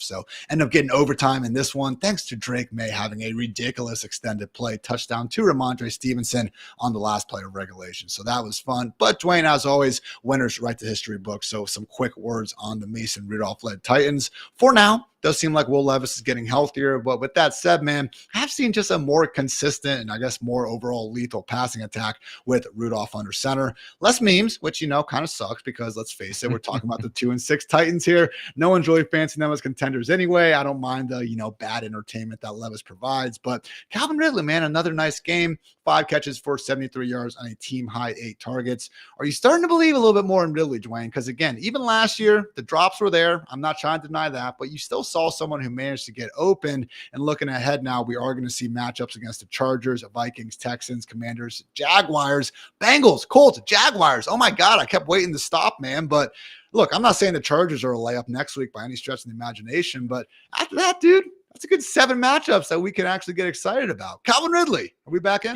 Yeah, I think, well, the big issue is the quarterbacks. Like if we're going to get to keep Mason Rudolph, which I still don't completely trust, but to your point, he's been decent, right? He's given you and his 3 full starts, 215 yards, 266 yards, 240 yards. So, I mean, you can work with that. Like we can definitely work with that. Will Levis has not been that. So I don't know when Will Levis is going to be back. I don't know if Mason Rudolph can keep this up, but yes, in 2 games without DeAndre Hopkins, and those have obviously both been with Mason Rudolph starting in, 95% route participation for Calvin Ridley, so hardly leaving the field, and has a 35% target share, by far leading the team. And then if you look at his air yards, 46%, also leading the team by far. Nick Westbrook-Ikhine, he is second. He's got a 15% target share. He's the other guy playing the most. Don't mess with him, guys. Hey. I know he scored the touchdown and stuff today. 14 fantasy points per game over the last 2. 4 straight, it's a fugazi. It's a fugazi. You're never going to feel comfortable playing Nick Westbrook-Ikhine, and you're never going to find him inside of even if Ian talks him up here, you'll never find him in Ian's top like 60 receivers probably. Ian will get him in his top 60 next week, but Ian talks a big game, but he won't put him in his top 48. I promise you that. So just got to hold Ian accountable here, folks. So Nick Westbrook-Ikhine, nice story. Like, look, dude's hung around like he's doing his thing. But it is really the Calvin Ridley show. So, yes, I feel better about Calvin Ridley if we have Mason Rudolph under center, assuming they can keep that going. But I'll be worried the moment that we get Will Levis back. But the targets have collapsed. They've collapsed down to Calvin Ridley. So, I mean, hat tip to him, man. And we've seen him do this before. He can get hot like this. And like you mentioned, the matchups are really good. I hate how perfectly you described me, Dwayne, because you're spot on. There's no way I'll put him in my top 50. I could put him wide receiver 59 just to spite you, but I do have at least some sort of a conscience for those rankings. Can't do that. But again, 4 straight games for Nick Westbrook-Ikhine with a touchdown. Only Amon-Ra St. Brown with 6 has a longer active streak. So at a minimum, hat tip to, NWI out here for making some good things happen. Also making good things happen, Dwayne, Tony Pollard, even though my mans can barely practice out there, still had 28 carries. 128 yards, another 26 receiving yards, and look good. Best run of the day to pull back, man. It was a touchdown, nice cutback. Beautiful touchdown. Yeah, could have been an even bigger play. Yeah, Tony Pollard out there on one leg making things happen. He gave you 16.6 fantasy points today, 68% of the rushing attempts, 83% of the snaps. He's been doing this without Tajay Spears. Like he's been doing this pretty much every week. We were just concerned because it was DNP all week with the foot. He didn't even get a limited practice in. Dude comes out. Clearly, they were just saying, "Hey, we're not worried about it. You know the offense. We're going to let you rest all week, and then we're going to, give you a shot of cocaine right before the game, and we're going to get you out there and let you just do your thing." So yeah, Tony Pollard looking good. We'll see when Tajay Spears comes back. I know the coaching staff talked a big game even recently, Ian, about wanting to really limit Tony Pollard's workload. They didn't do that this week either. They gave the dude 68% of the carries despite the foot injury. So I don't know how long we can really keep listening to the Titans coaching staff, because we did in the preseason, then we did early in the season, and now they're saying again. And what better week would there have been to kind of let Tony Pollard take a few plays off when he didn't practice all freaking week? It kind of feels like he's the workhorse right now. I'm with him, man, and it's tough sometimes. We do get mad at these teams or beat reporters for not giving us the most accurate information, but maybe it was at the time, because the Tajay Spears injury was not supposed to be this long-term issue, and we did see them, Dwain, heard at least that they were optimistic about him moving up. Was a limited practice to start this week, but back-to-back DNPs on Thursday and Friday would suggest that he had a downgrade or a setback of sorts. But for right now, yeah, Tony Pollard, regardless of Tajay Spears, eventual upside, going to continue being the man. So not the best matchup next week in Los Angeles facing those Chargers. Not like he's going to be necessarily a top 8 running back, but should still be in lineups of more shapes and sizes than not. Over with the Patriots, mentioned Drake May's late game heroics. Did throw a touchdown. Did throw an interception overtime, I should say. Not perfect out there. Had another interception before and lost a fumble. But my God, Dwain, not only is this guy a little bit fearless with the way he plays, he can scoot. 95 rushing yards for Drake May out there. So talked about L'Jarius Sneed being out earlier for the Titans. Didn't exactly catch his defense at full strength. But man, Dwain, like when we talked about his rushing upside, I was excited about getting 30, 40 yards a game potentially. Even that probably would have seemed like a lot to actually go sit there. Drake May is putting up like Jaden Daniels rushing production right now, man. It's ridiculous. Yeah, and it's all coming via scrambles. They're not using him any in the design run game, which they did a little bit in the preseason, and he was involved in that in college, but it's all from the scramble aspect. So 38 scramble yards in week 6, 18, then 46, and then 95 this past weekend. Well, he did have one design rushing attempt today. So we got on the board with one design rush attempt. So Drake May right now, like, man, with what he's doing on the ground, and then we know that he has upside, through the air, despite the fact that like his weapons have been absolutely terrible. He can also completely bust in that category. But we talked about it last week, like moving him up to that high end QB2 territory. I feel like that's just kind of where he's sitting now. If you gave this guy a weapon, man, he'd be a QB1 right now. Like if you gave him a legit wide receiver, this guy would be a QB1 for fantasy already. Who do you think's better? Looks better than Caleb Williams. I was just about to ask you. He looks a lot better than Caleb Williams. It's not close. And what are we supposed to say? Oh, but Caleb's O-line? Look at May's O-line. Yeah, exactly. And Caleb has way better playmakers. Sure by does. Far. You put Drake May right now, I don't want to say in Chicago's offense because we have Shane Waldron, but you give him two. If you gave him those two receivers, I promise you he would be doing better than Caleb. And I'm not trying to say I'm out on Caleb. I know Dwain. Yeah, me either. He's a rookie. But we're saying right now, Drake May looks better than Caleb Williams. Drake May looks awesome. Guess who we're going to see square off next week, Dwain? Caleb Williams and Drake May in Chicago. Not an easy matchup. Might be a little early to, again, bump May too far up the ranks, but certainly seeing some really. That's a tough matchup. Chicago's good. They got a good defense. 2 more touchdowns for Ramondre Stevenson. Had 10 carries for 16 yards. Punched one in there, and then again had that catches one. I know. I had that game-tying touchdown on just, hey, it worked. I don't want to call it complete. I had to start him over Tony Pollard based on the DNPs, and I had the process was wrong, but the result worked out. Actually, I think the process was right, but the results for the process were wrong, but I still got the results. I don't know what you call that, but I know what you call it. You got lucky. I'll take it. Antonio Gibson, nothing at this point. Look, Dwain, I know we've talked about selling high in Stevenson several times. Not saying you can't still do it, but at this point, it kind of looks like a quality mid-tier RB2. Yeah, well, because the Patriots are playing better and they're keeping these games close. That's the key. If you can keep the games close, and the games, go look at it, guys. In the games where they're keeping it, 4 or 5 points, within 3, keeping it right there within scoring range, Ramondre's fine. It's once they start to trail by 7, 8, 9 points and they get into these scripts where they got to go all the way to the pass. That's when they get JaMychal Hasty on the field. They start getting Antonio Gibson more involved, and then that just really ruins the game script for Ramondre Stevenson. And I do think that Drake May has played good enough over these last few games, Ian, to say that he gives them a puncher's chance in every game they play. Right. So I think that is enough to say that, okay, we do have to be a little bit nicer to Ramondre Stevenson as far as his rest of season outlook. Now, as soon as we do this, they're going to get their doors blown off like 2 weeks in a row, and everybody's going to be like, oh my God, I should have sold Ramondre. There's still risk here, but Drake May helps a lot. Drake May is the elixir that's really helping the Patriots offense. Next week going to be tough against the Bears, but after that, Rams, Dolphins, and Colts, the next 3 ahead of their Week 14 bye. Maybe some spots where, again, May can help engineer this offense.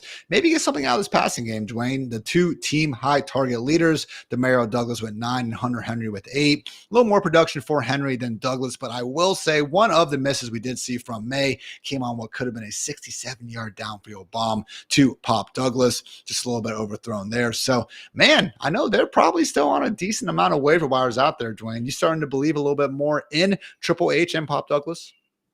Man, it's hard. Like we've been on the Triple H, train. I mean, I think he's been fine. He's that borderline tight end one, kind of in the same conversation as Zach Ertz right now that he's got a quarterback. Like they're right there together. Tomato.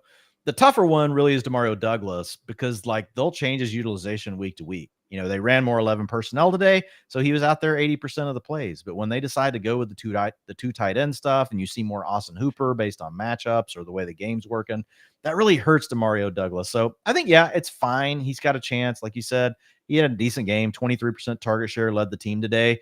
I was kind of hoping, Ian, that we might see Javon Baker. Heard a little bit of noise about Javon Baker. We didn't have Tyquan Thornton or KJ Osborne. For some reason, like Adam Schefter felt the need to report that KJ Osborne and Tyquan Thornton could be on the trade block. No one wants these guys. No one is trading for these players. But apparently the Patriots may think that because they did not let either one of them play today. So I was hoping that we might see like a 20-30% target share from Javon Baker. We didn't. He played 3%. But man, doghouse, Jalen Polk, bro, 12% route participation in a game where you didn't have KJ Osborne or Tyquan Thornton available. Yeah, that's yikes. Jalen Polk can be dropped everywhere. You probably already did. Let's keep an eye on Javon Baker, though. Maybe we'll see that route participation creep up. He's the kind of guy, Ian, like if he could get out there, like he could be the playmaker. I know he's not there yet. Obviously, there's some things that they're trying to work through with him. But if you're in a sicko league, or as Ian he wants me to say it, skank league, like I do think Javon Baker, like Ian, is he available in your 32-teamer? If so, like he might be a guy to look at. Who led the team in routes today? Kayshon Boutte, 100%. I was about to say, what about him? Because he also 15%. Yeah. 94 unrealized air yards, 4th most on the week. Had some opportunities, just couldn't quite make anything with him.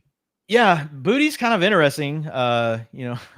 Sounds funny saying that. Boutte is interesting. 15% target share for him today. He's not been particularly good as far as earning targets. I'm guessing I'll just look at it real quick. Over these last few games, like he is like last week I was looking at it and I was like, okay, I really like the routes, but like what's happening with his target share hasn't really been great. He's sitting at 14% since getting into a full-time role. So not ideal, but he could still potentially get it going in. He is over the last 3 games, he leads the team in route participation at 92%. Well, there was that weird storyline that came out where he told the media that he had to demand the ball. And like, he basically went to the sideline and asked for the 2 deep balls. And then he caught them both, in previous weeks. So we'll see there. He was a guy, Dwayne, that I believe it was that same JSN class. Like some people he was very highly recruited. And then he had a bad last year at LSU, but like there was like both going into his final collegiate year on like the way too early, mocks and stuff. He was a much higher thought of guy. So, I mean, I think we would have to prioritize Boutte over Javon Baker as like a deep, dart throw. But when I say that sentence out loud, I realize it's probably time to move on. I'm just laughing at the comments now. Read the top one.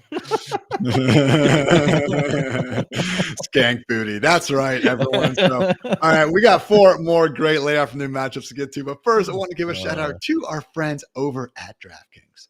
A chill in the air, leaves falling to the ground in football every weekend. That is what fall is all about. And you can make each weekend even more exciting by getting into the action with our partners at DraftKings, the #1 place to bet on touchdowns. And right now, all new customers who bet $5 will instantly get $200 in bonus bets. All you have to do is download the DraftKings Sportsbook app and sign up using our promo code FantasyLife. The crown is yours. Again, that's $200 in bonus bets instantly. And you can stay in on the action and use your $200 in bonus bets to bet anytime touchdowns on DraftKings. DraftKings is the place to bet touchdowns. Sports betting is not yet available in your state. Don't worry. You can still join in on all the fun with DraftKings Daily Fantasy and have the shot to win cash prizes.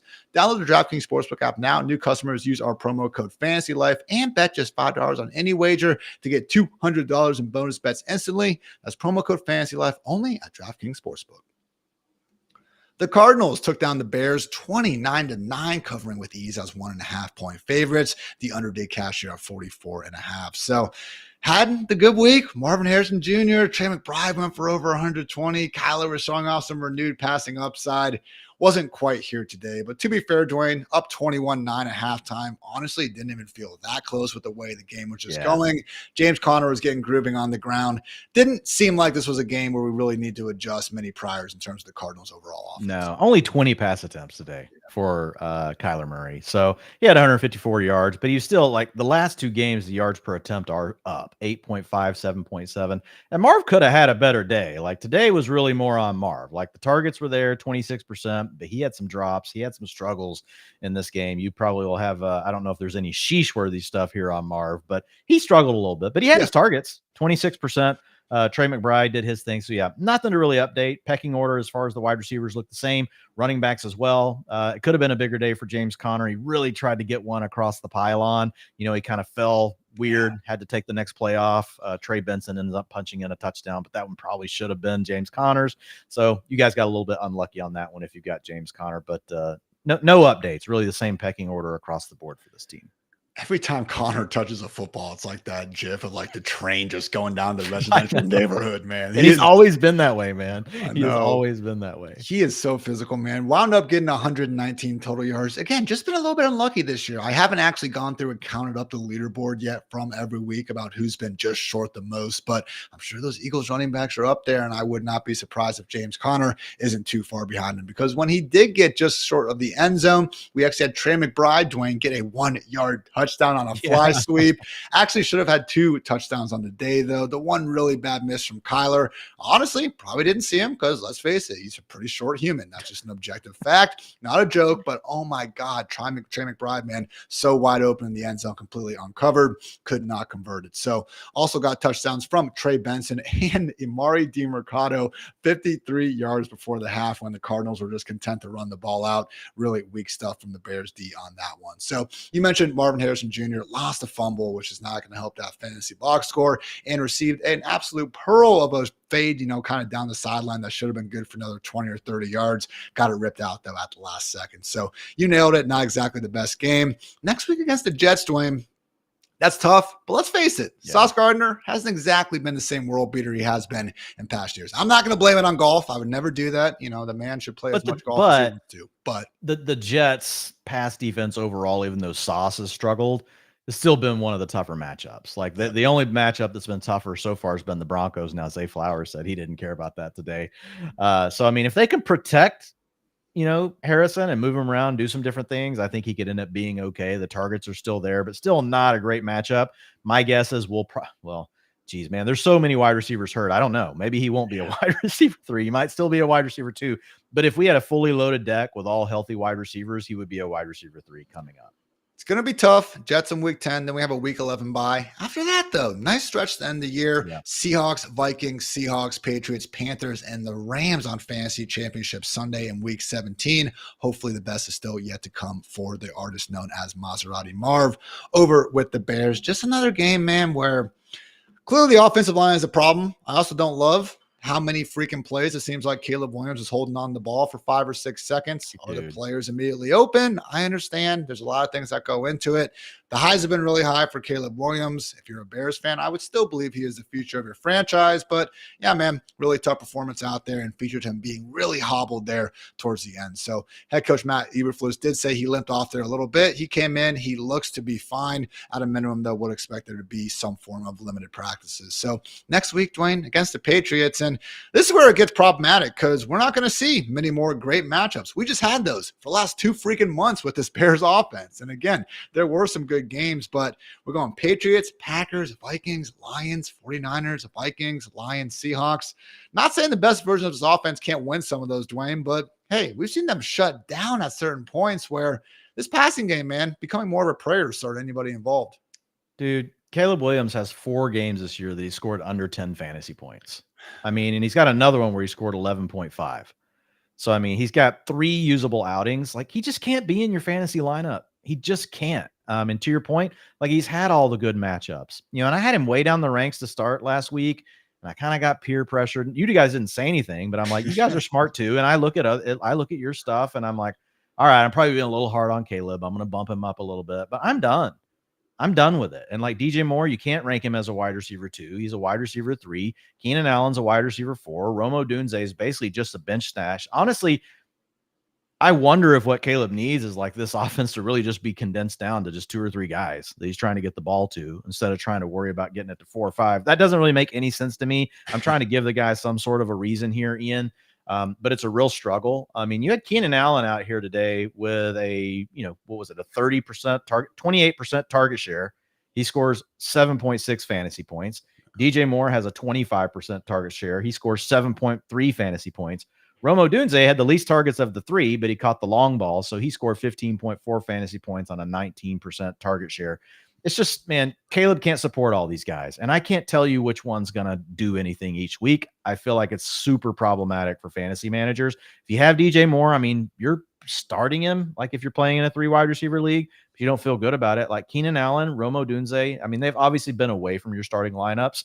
But yeah, we hope that eventually Caleb would really start to find his groove. I'm sure he's going to turn around and have some sort of a blow-up game. But right now, we can't predict when those are going to happen, man. And so it's a real struggle to get any Bears in your lineup. Cole Kmet had 0 fantasy points today. Cole Kmet, for a stretch there, was running super hot, but now he's the forgotten guy. Again, there's a lot of mouths to feed, and Caleb can't support them. He had 0 targets today, Dwain. Is it literally just a Gerald Everett show now? No, he had his route participation got back up 82%. So that was better. Gerald Everett was down at 20%, but still, again, it's just you got these other guys, and they throw the ball a lot to DeAndre Swift, man. DeAndre Swift, he had a 17% target share today. He had 6 targets. So a lot of those underneath targets that were going to Cole Kmet, like those are going to DeAndre Swift right now. So Swift is honestly the only option you can feel decent about putting into your lineup every week. And because he is good in the passing game, we've seen him obviously this has been his best year as a rusher. I mean, he scored you 14.2 fantasy points in a really bad game because he got the 6 freaking catches, man. Yeah. I was about to say, it feels like a miracle he got that many fantasy points out there. But hey, that's what happens when you have some of that sweet, sweet usage. So Dunze, 104 yards, that's nice. But as Dwain said, bulk of that did come on a 44-yard catch. That was just the result of a blown coverage more than anything. So tough times indeed for the Bears. Hopefully you can get that win at home against the Patriots. But yeah, it just seems like a matter of if not when we see this coaching staff move on. Ben Johnson, start looking at Chicago properties. Please. I know all of us Caleb Williams dynasty managers would appreciate that. We would love that. Please. The Eagles took down the Jaguars 28-23. Jacksonville did cover us 7.5-point dogs. The over cashed out 46. Speaking of games where I don't think the scoreboard properly kind of showed how the game was going, man, the fact this was as close as it was, absolutely ridiculous, man. Nick Sirianni, if they wanted to fire him after this win, man, I don't think Eagles fans would even be that mad about it because I like being aggressive with the 2-point conversions, but just some of it where you could have even made it like a 9-point game and then, having to settle for that 57-yard field goal late just did not seem great for a head coach that we kind of continuously have to ask, what is it exactly that you do around here? But at least, Dwain, they did get the first quarter monkey off their backs for the first time this year. The Eagles scored points in the first quarter. It was actually a nice little wheel touchdown from Jalen Hurts to Saquon Barkley, who just continued to look a lot like the single best running back in the NFL. You want to say Derrick Henry or whoever, go ahead. But my God, Dwain, I've never seen Derrick Henry or any other human for that matter hurdle another human while moving backwards. How's that? Yeah. That never even entered my mind before. And it happened. today. I have not. That is the most amazing thing that I have ever seen. Actually, watching by a running back, watching football. I mean, we're talking about like, look, Barry Sanders did amazingly crazy stuff, but a backwards hurdle, and he had it all. He had the spin move, a juke move, and then a backwards hurdle. Like, I mean, amazing. I can't believe it. I couldn't believe what I was seeing. I don't think you can do that in video games. No, I don't think you can either. You can't even do that in a video game. That's the best way to put it. You just nailed it, right? That was the summation right there. Amazing. And even at the bad play, man, he lost a fumble. It was a scoop and score. Actually, pretty dope return by Trayvon Walker, former #1 overall pick. But even on that, Dwayne, it sure looked like he actually got touched on his leg and then fell down a few feet later. So probably shouldn't have even had that. But you can check out the Sheesh report for the full breakdown there. So again, 199 total yards, 2 scores for Saquon. You want to rank him as the overall RB1, the overall player in all of fantasy football moving forward. You're not going to find any complainers here. Sadly, though, Dwayne, the passing game did take a hit. A.J. Brown, just 2 catches for 36 yards in the first half and then left. Really weird, man. Came back out of the tunnel before halftime, and like the Eagles didn't even get the ball, and then he already had to go back into the locker room. So knee injury. We don't know anything right now, but man, just sucks to see. Accordingly, though, he's got a little more condensed targets to Devontae Smith, who, speaking of freaking sweet plays, hauled in a 46-yard touchdown. It might have been a different play. He hauled in like a 30-yard touchdown, one-handed in the back of the end zone. Not quite saying it was the best one-handed catch of the year. Still giving Garrett Wilson really good honor. It was really good, though, Dwayne. So with A.J. Brown, again, fingers crossed, knocking on wood, hoping it's not a long-term injury. If we do see AGB out, though, ahead of a matchup against that Cowboys defense next week, how high would you be willing to rank Devontae Smith? With all the injuries, he's probably going to be a wide receiver 1, man. I mean, he's averaged 18 fantasy points per game this year in the games without A.J. Brown. And I included today. I mean, you had A.J. Brown, for basically the first quarter and a half, and then he left the game. We thought he might get back in after halftime. He didn't. So I did include today. But, I mean, 18 fantasy points, man, per game. Like, you're playing Devonta Smith pretty much, and not pretty much every single league, all shapes and sizes. He's in your starting lineup. Shout out Jahan Dotson, had a cool 36-yard contested catch. Not sure that makes up for what still looks like a pretty horrific trade, but hey, at least we did still have that cool moment. Was a really nice game from Jalen Hurts, and man, it really was. Dwayne, we got something special going on here. As soon as we start, even minorly throwing shade on anyone, they seem to really get things going. Ever since I was just saying week after week, it looked like Hurts was a shell of himself. I was rushing. I was going to ask you about this. Have you changed your mind now? Yes, I changed it last week. I told you on this show he was looking better just in terms of getting out there and being more of an athlete. Saw that again today, and just throwing the football, man, all year. And I remember that was something like we talked about in the preseason pods going into this year, where as broke as that Eagles offense was down the second half of 2023, you still looked up and you're seeing Jalen Hurts with some of the better top 10 passing numbers at the position. So more king shit from Jalen, 230 through the air with 2 touchdowns and another touchdown on the ground with 66 yards rushing. Got stuffed on 2 tush pushes on the 2-point conversions, so could have feasibly added another 4 points to the total. So all in all, good stuff from the Eagles. Also, shout out Johnny Wilson, had a nullified 9-yard touchdown because he shoved off. So, kind of opposite of a shout out, I guess, when you put it like that. Over with Jacksonville, Dwayne, been saying good things about Trevor Lawrence, and he kind of quickly ruined that. Managed to still save the day in the box score, found his way into the end zone twice on the ground. So you're feeling good there. But can we just not throw a jump ball to D'Ernest Johnson when you have the ball in the Eagles 13 on 1st and 10 with a minute 42 left, Dwayne? Like, God, you said it before, man. There's not enough moments of the quote unquote generational talent just taking over and winning a tough game. And I know we're just talking fantasy here, but man, tough performance. I mean, man. And he did in this game what he does like in a season. Like, he was terrible in the first half and he kind of got hot in the second half. And then you thought, okay, and they had some breaks kind of go their way. And you're like, all right, like they're back in this. And then he just makes that huge mistake at the end of the game. I'm with you. I don't get it. So we got 169 yards out of him this weekend. So we've now got, over the course of this season, he has thrown for over 200 yards only 4 times. And we're in week 9. So not ideal, guys. Yeah, I mean, Trevor Lawrence, we've got a consolidated passing attack. So at least, we're not having to spread it around by, across quite as many players. But still, like Evan Ingram, even though he had a 33% target share today, Ian, like we only had 11.5 fantasy points because Trevor Lawrence stinks, man. I can't handle this guy anymore. Brian Thomas Jr. did play 97% of the routes. Obviously was not himself. Only had a 13% target share today. I'm sure he's going to be fine, guys, once he gets healthy. Parker Washington, a guy that you kind of heard a lot of buzz about this week, 94% route participation. He was second on the team with a 20% target share, but when your quarterback's playing like Trevor Lawrence, that equals 7.1 fantasy points. So that's kind of problematic. And not letting the receivers all off the hook here, guys. They play with the quarterback. They are a team. And so they have to be better as a unit to really get this passing game going. But yeah, Evan Ingram, I think he's the guy that, we probably like the most at his position going forward, just because he gets so many targets, and we've been waiting for tight ends that can get targets. Brian Thomas Jr., though, he'll be fine, Ian, once he's healthy.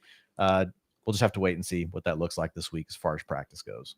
They got that Vikings matchup next week. So tougher, ish real life spot. But hey, those fantasy points all count the same. Nobody has a lot more to opposing wide receivers than the Vikings pre-Sunday Night Football. And, unfortunately for our Josh Downs shares, that stat might be changing soon. Dwayne, not too much going on in that contest right now. So yeah, only halftime though.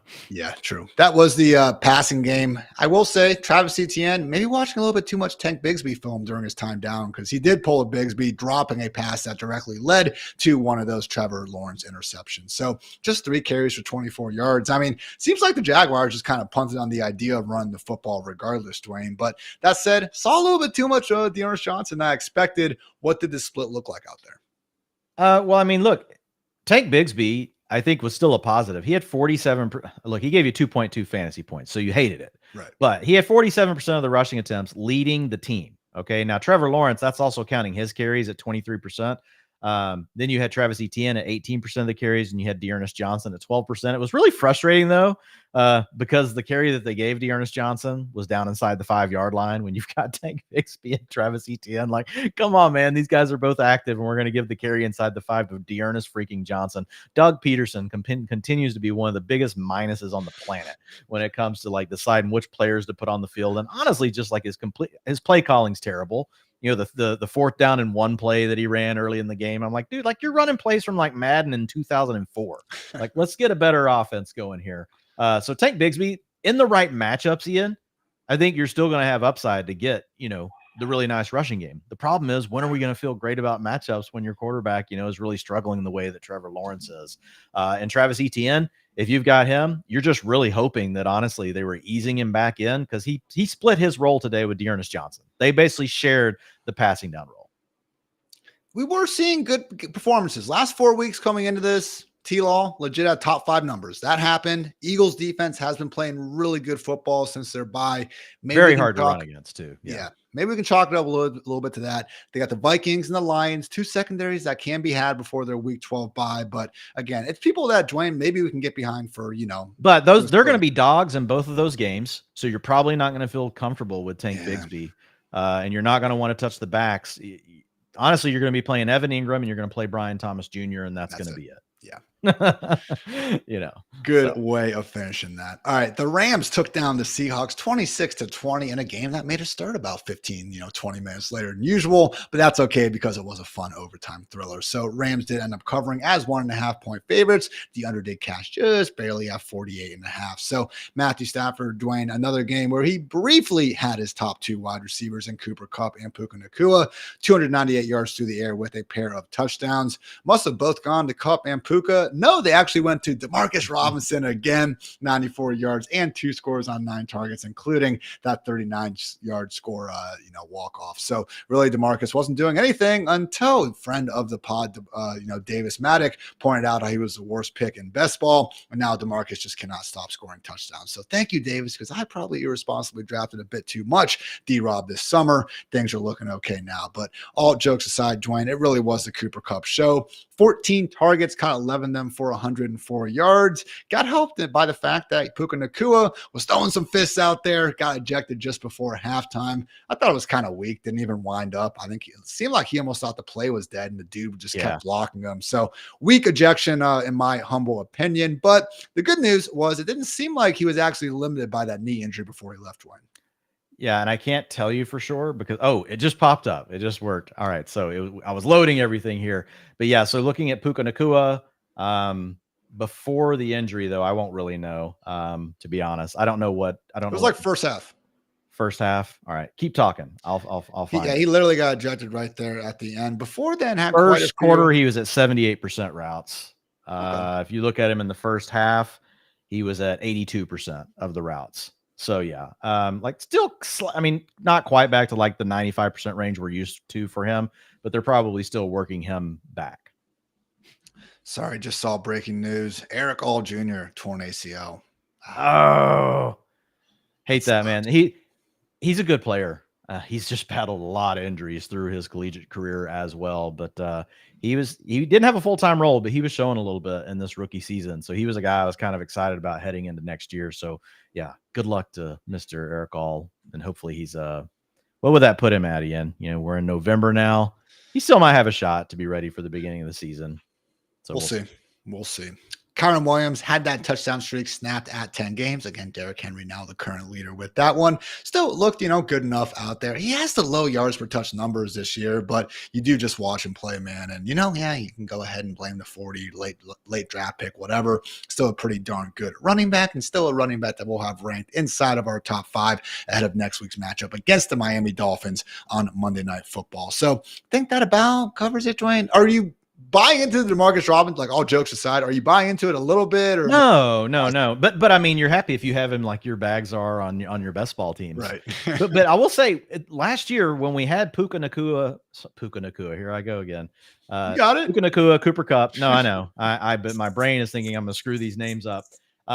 When we had those guys out there, like we did have Demarcus Robinson scoring touchdowns. Yeah. Like, so no, I don't think that this is a sudden change. Like, this guy's a 15% targets per route run guy for his career. He doesn't suddenly turn into more. He's just having some spike games. Sometimes spike games come back to back like this. That's just the way things work. So you're not wanting him in your fantasy lineups that you're managing. But if it's in a situation like best ball, then it's fine. I think 9 out of 10 times when people say like, oh, this adding these wide receivers to this offense is actually good for this other wide receiver because they're going to see less coverage. Demarcus Robinson is that 1 out of 10, though. Maybe it has more than he does get a little forgotten. He actually does wind up benefiting from having Kupp and Puka out there, and as does the whole Rams offense. So good on them. Again, getting a little bit of a winning streak going now.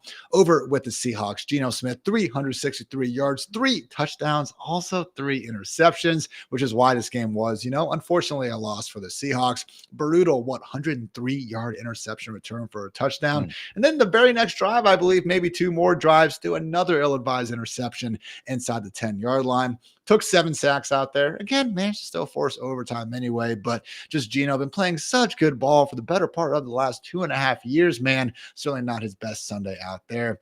That said, Dwayne, he did get Jackson Smith-Njigba going bonkers. Man. Caught 7 of 13 targets for 180 yards and 2 touchdowns.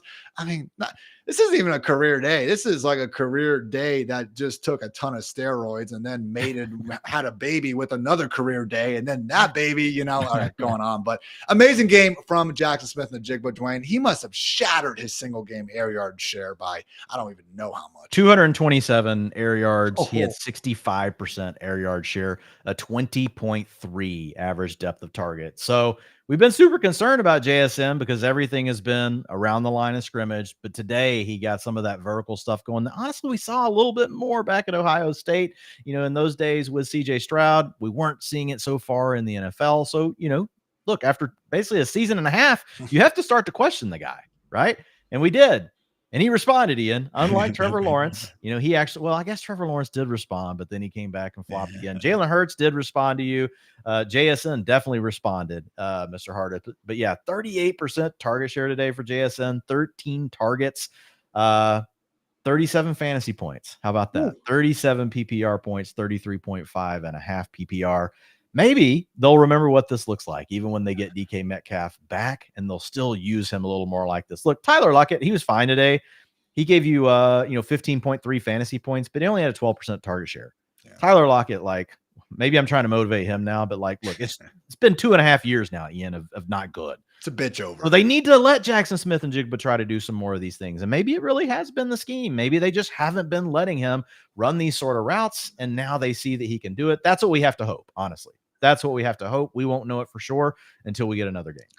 And look, even the Tyler Lockett touchdown, man, it was a 30-yarder, actually a pretty nice kind of cover two, honey hole throw by Geno, but the defense like even kind of quit on it because there was an offsides whistle, not lack of whistle, I should say. Seemed like the cornerback thought the play was going to be dead. But Dwain, I am old enough to remember in week 2 when JSN had 16 targets, he caught 12 of them for 117 yards.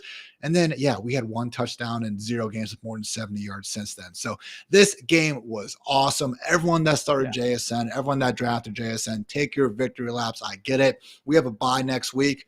Are you all of a sudden ranking the guy in your top 20, though, and DK Metcalf is back, Dwain? Because this was sweet, but we also have about 20 other games that tell us this was probably the outlier. Yeah, I mean, because he is a guy that we liked and we believed in his talent profile coming in, to see something like this, it gives us some hope. So he'll get a little bit of a bump up the ranks. But yeah, I don't anybody that thinks you're just suddenly ranking him, as a wide receiver 1 or a mid-range wide receiver 2, even, I think that's tough. I think you're looking at him as a borderline wide receiver 2 once you have DK Metcalf. And that would be an upgrade, guys. We've had him more as a low-end wide receiver 3. So to be a borderline wide receiver 2 is a hat tip to, okay, you actually did come out and show that you could do this sort of thing we didn't think you could do. And we're hoping that the offensive coordinator knows that and gets you involved. Because this really could be an offense, Ian, in the passing game at least, that could just completely wrap around 2 players. And that's DK Metcalf and Jackson Smith and Jigba. So I think that's a possibility. And then Tyler Lockett, he just gets his occasional play. Obviously, Kenneth Walker, we want him to keep doing his thing. And that, I think, is the big takeaway here. It's no longer this 1A, 1B, 1C situation. Since week 6, JSN has 35 targets, Tyler Lockett just 21. So he really is separating himself there, and accordingly so with how these two have been playing. So otherwise, just would be, a quick note on the run game. Kenneth Walker, 25 this one's good, carries. Though. Yeah, good news, though. 78% of the rushing attempts and 76% snap share. The last 2 games, we saw that this was it was a much closer split between him and Charbonnet. So that went away. Now, Kenneth Walker didn't do great for you today. Gave you 13.7 fantasy points, but it was good to see him clearly back in that lead role, which we were starting to question. Hey, is it a scenario where they're trying to get Charbonnet more involved? And that wasn't the case today, Ian. He also had a 58% route participation. Charbonnet was only 21%. That extra receiving work, man, really has been a godsend. Good to see him, again, go out there and get that rushing workload. Would have been a lot cooler if he made a little bit more of it. Again, just 3.3 yards per carry and got stuffed on 4th and 1 there down the stretch. But I think we've seen enough from Kenneth Walker to know that man is a beast on the ground. Should be better days ahead as long as that utilization sticks. Last note I had, Dwain, no Noah Fant in this one. Did A.J. Barner get a full-time role? He did. He did have a full-time role. And it sounds like Fant could be a multi-week injury. Now, Barner only gave you 6.7 PPR points today, but 86% route participation, and he had a 21% target share. That was actually second on the team behind Jackson Smith and Jigba. So very, very positive day for the rookie. Before we close things out, do want to say that we did get a note that Drake London suffered a hip pointer, strained oblique, not believed to be serious. So don't love seeing 2 injuries, that are apparently diagnosed. But what we lose this week? Serious. Chris Olave, AJB, potentially Drake London. We got CD Lamb getting an MRI. Puka Nacua is just a 1-game thing, though. I'm thinking injury wise. All the running backs are fine. It is the anomaly of all years as far as the injuries are going with the wide receivers, man. It's crazy. Madness indeed. But hey, you know what? That's just the way the ball rolls sometimes. The Lions took down the Packers 24-14 in this NFC North showdown. They did cover as 2.5-point faves, and we had the under cash of 48.5. Rainy, windy game there in Lambeau. So when you do look at some of these stat lines being less than usual, well, that is pretty much why. So with the Lions, Dwain, really did seem like business as usual. Nice rushing touchdown by Jahmyr Gibbs on a 4th and 1. We still had Jared Goff barely letting the football hit the ground. 18 for 22 on the afternoon. And our one true sun god, Amon-Ra St. Brown, caught all 7 of his targets for 57 yards and scored a touchdown on the first drive of the game after rocking a Green Bay Sucks hoodie into the stadium. Talk about king shit there from Amon-Ra St. Brown. But generally speaking, Dwain, same usual stuff from Detroit. Nothing to say. It was a disappointing day from Sam Laporta. 78% route participation. We had another game without Jameson Williams due to the suspension. We thought maybe that could kickstart Laporta for the rest of the season. He only gave you 4.8 fantasy points today. Ian with a 15% target share. I really don't know what to say about Sam Laporta at this point. It's just, yeah. I mean, Lions are doing what they're doing, but yeah, disappointing to see. We'll be getting Jameson Williams most likely next week back as well. He's eligible to be reinstated. Doesn't seem like the newfound gun charges are going to be something that's going to impact him this year. So yeah, not exactly helping Laporta from that end. Over with Green Bay, they are going to have a bye to get healthy, and thank God, man, because Jordan Love out there, I can't believe they even let him play, dude. He couldn't run down the field before halftime after they completed a long pass to Jaden Reed, barely even jogging. And we even saw it with the pick six he threw to the D lineman, where it seemed like he just couldn't actually get out of the pocket like he normally does. And accordingly, this offense was pretty limited out there. So nice first half from Josh Jacobs, but it seemed like they just went away from him, Dwayne. I mean, what did that usage end up being? Because I was shocked at how much we saw Chris Brooks and even Emmanuel Wilson down the stretch. Yeah, today for Josh Jacobs, he ended up with 57% of the rushing attempts. He's been over 60% in recent weeks, but this is pretty close to where he's been for the season. 58% of the snaps, 51% of the route participation. And again, they've been giving him 55 to 60% and then splitting up the rest between these other two dudes. The big thing is it's not just one of the backup running backs anymore. It used to just be Emmanuel Wilson, but they really have been using Chris Brooks for these last 3 games. And so we don't have a clear handcuff to Josh Jacobs anymore. And plus, probably eventually getting Marshawn Lloyd back off of IR. Sounded like he was kind of getting close. Then he suddenly disappeared from practice again last week. So I haven't heard any updates on that. But yeah, Josh Jacobs, I think it's fine, Ian. Still gave you 12.8 fantasy points. I don't think his role changed. With the wide receivers, Jaden Reed, 5 catches, 113 yards on just 6 targets. Once again, proving he is, in fact, quite good at football. Multiple deep, slot fades out there. Really did make some great plays. So otherwise, Dwayne was pretty much duds all the way around. I mean, we can hate on Dontavian Wicks for dropping a touchdown if we want. But, man, even Christian Watson probably could have had a 70-plus yard touchdown if he just kept running. Unfortunately, he pulled a Jeremiah Smith and, just didn't keep running and catch the touchdown. So Buckeyes won. I should not be slandering Jeremiah Smith. I apologize. But yeah, you had drops from pretty much everybody. Tucker Kraft, Romeo Dobbs, Dontavian Wicks had 2, Chris Brooks had 1, Bo Melton had 1. Tons of drops today from the Packers. And understandably so, awfully randy. Even the Wicks one in the end zone was thrown behind him a little bit. I'm going to cut him a little bit of slack for that. But otherwise, yeah, just a situation where it's a crowded offense. We knew that. Was it still Watson working well ahead of Wicks, though, Dwayne? Because I know that was the case a little last closer. week. Okay. 61% route participation for Watson, and it was 49% for Wicks. So I think they're just going to basically stay right there neck and neck. Watson slightly ahead, though.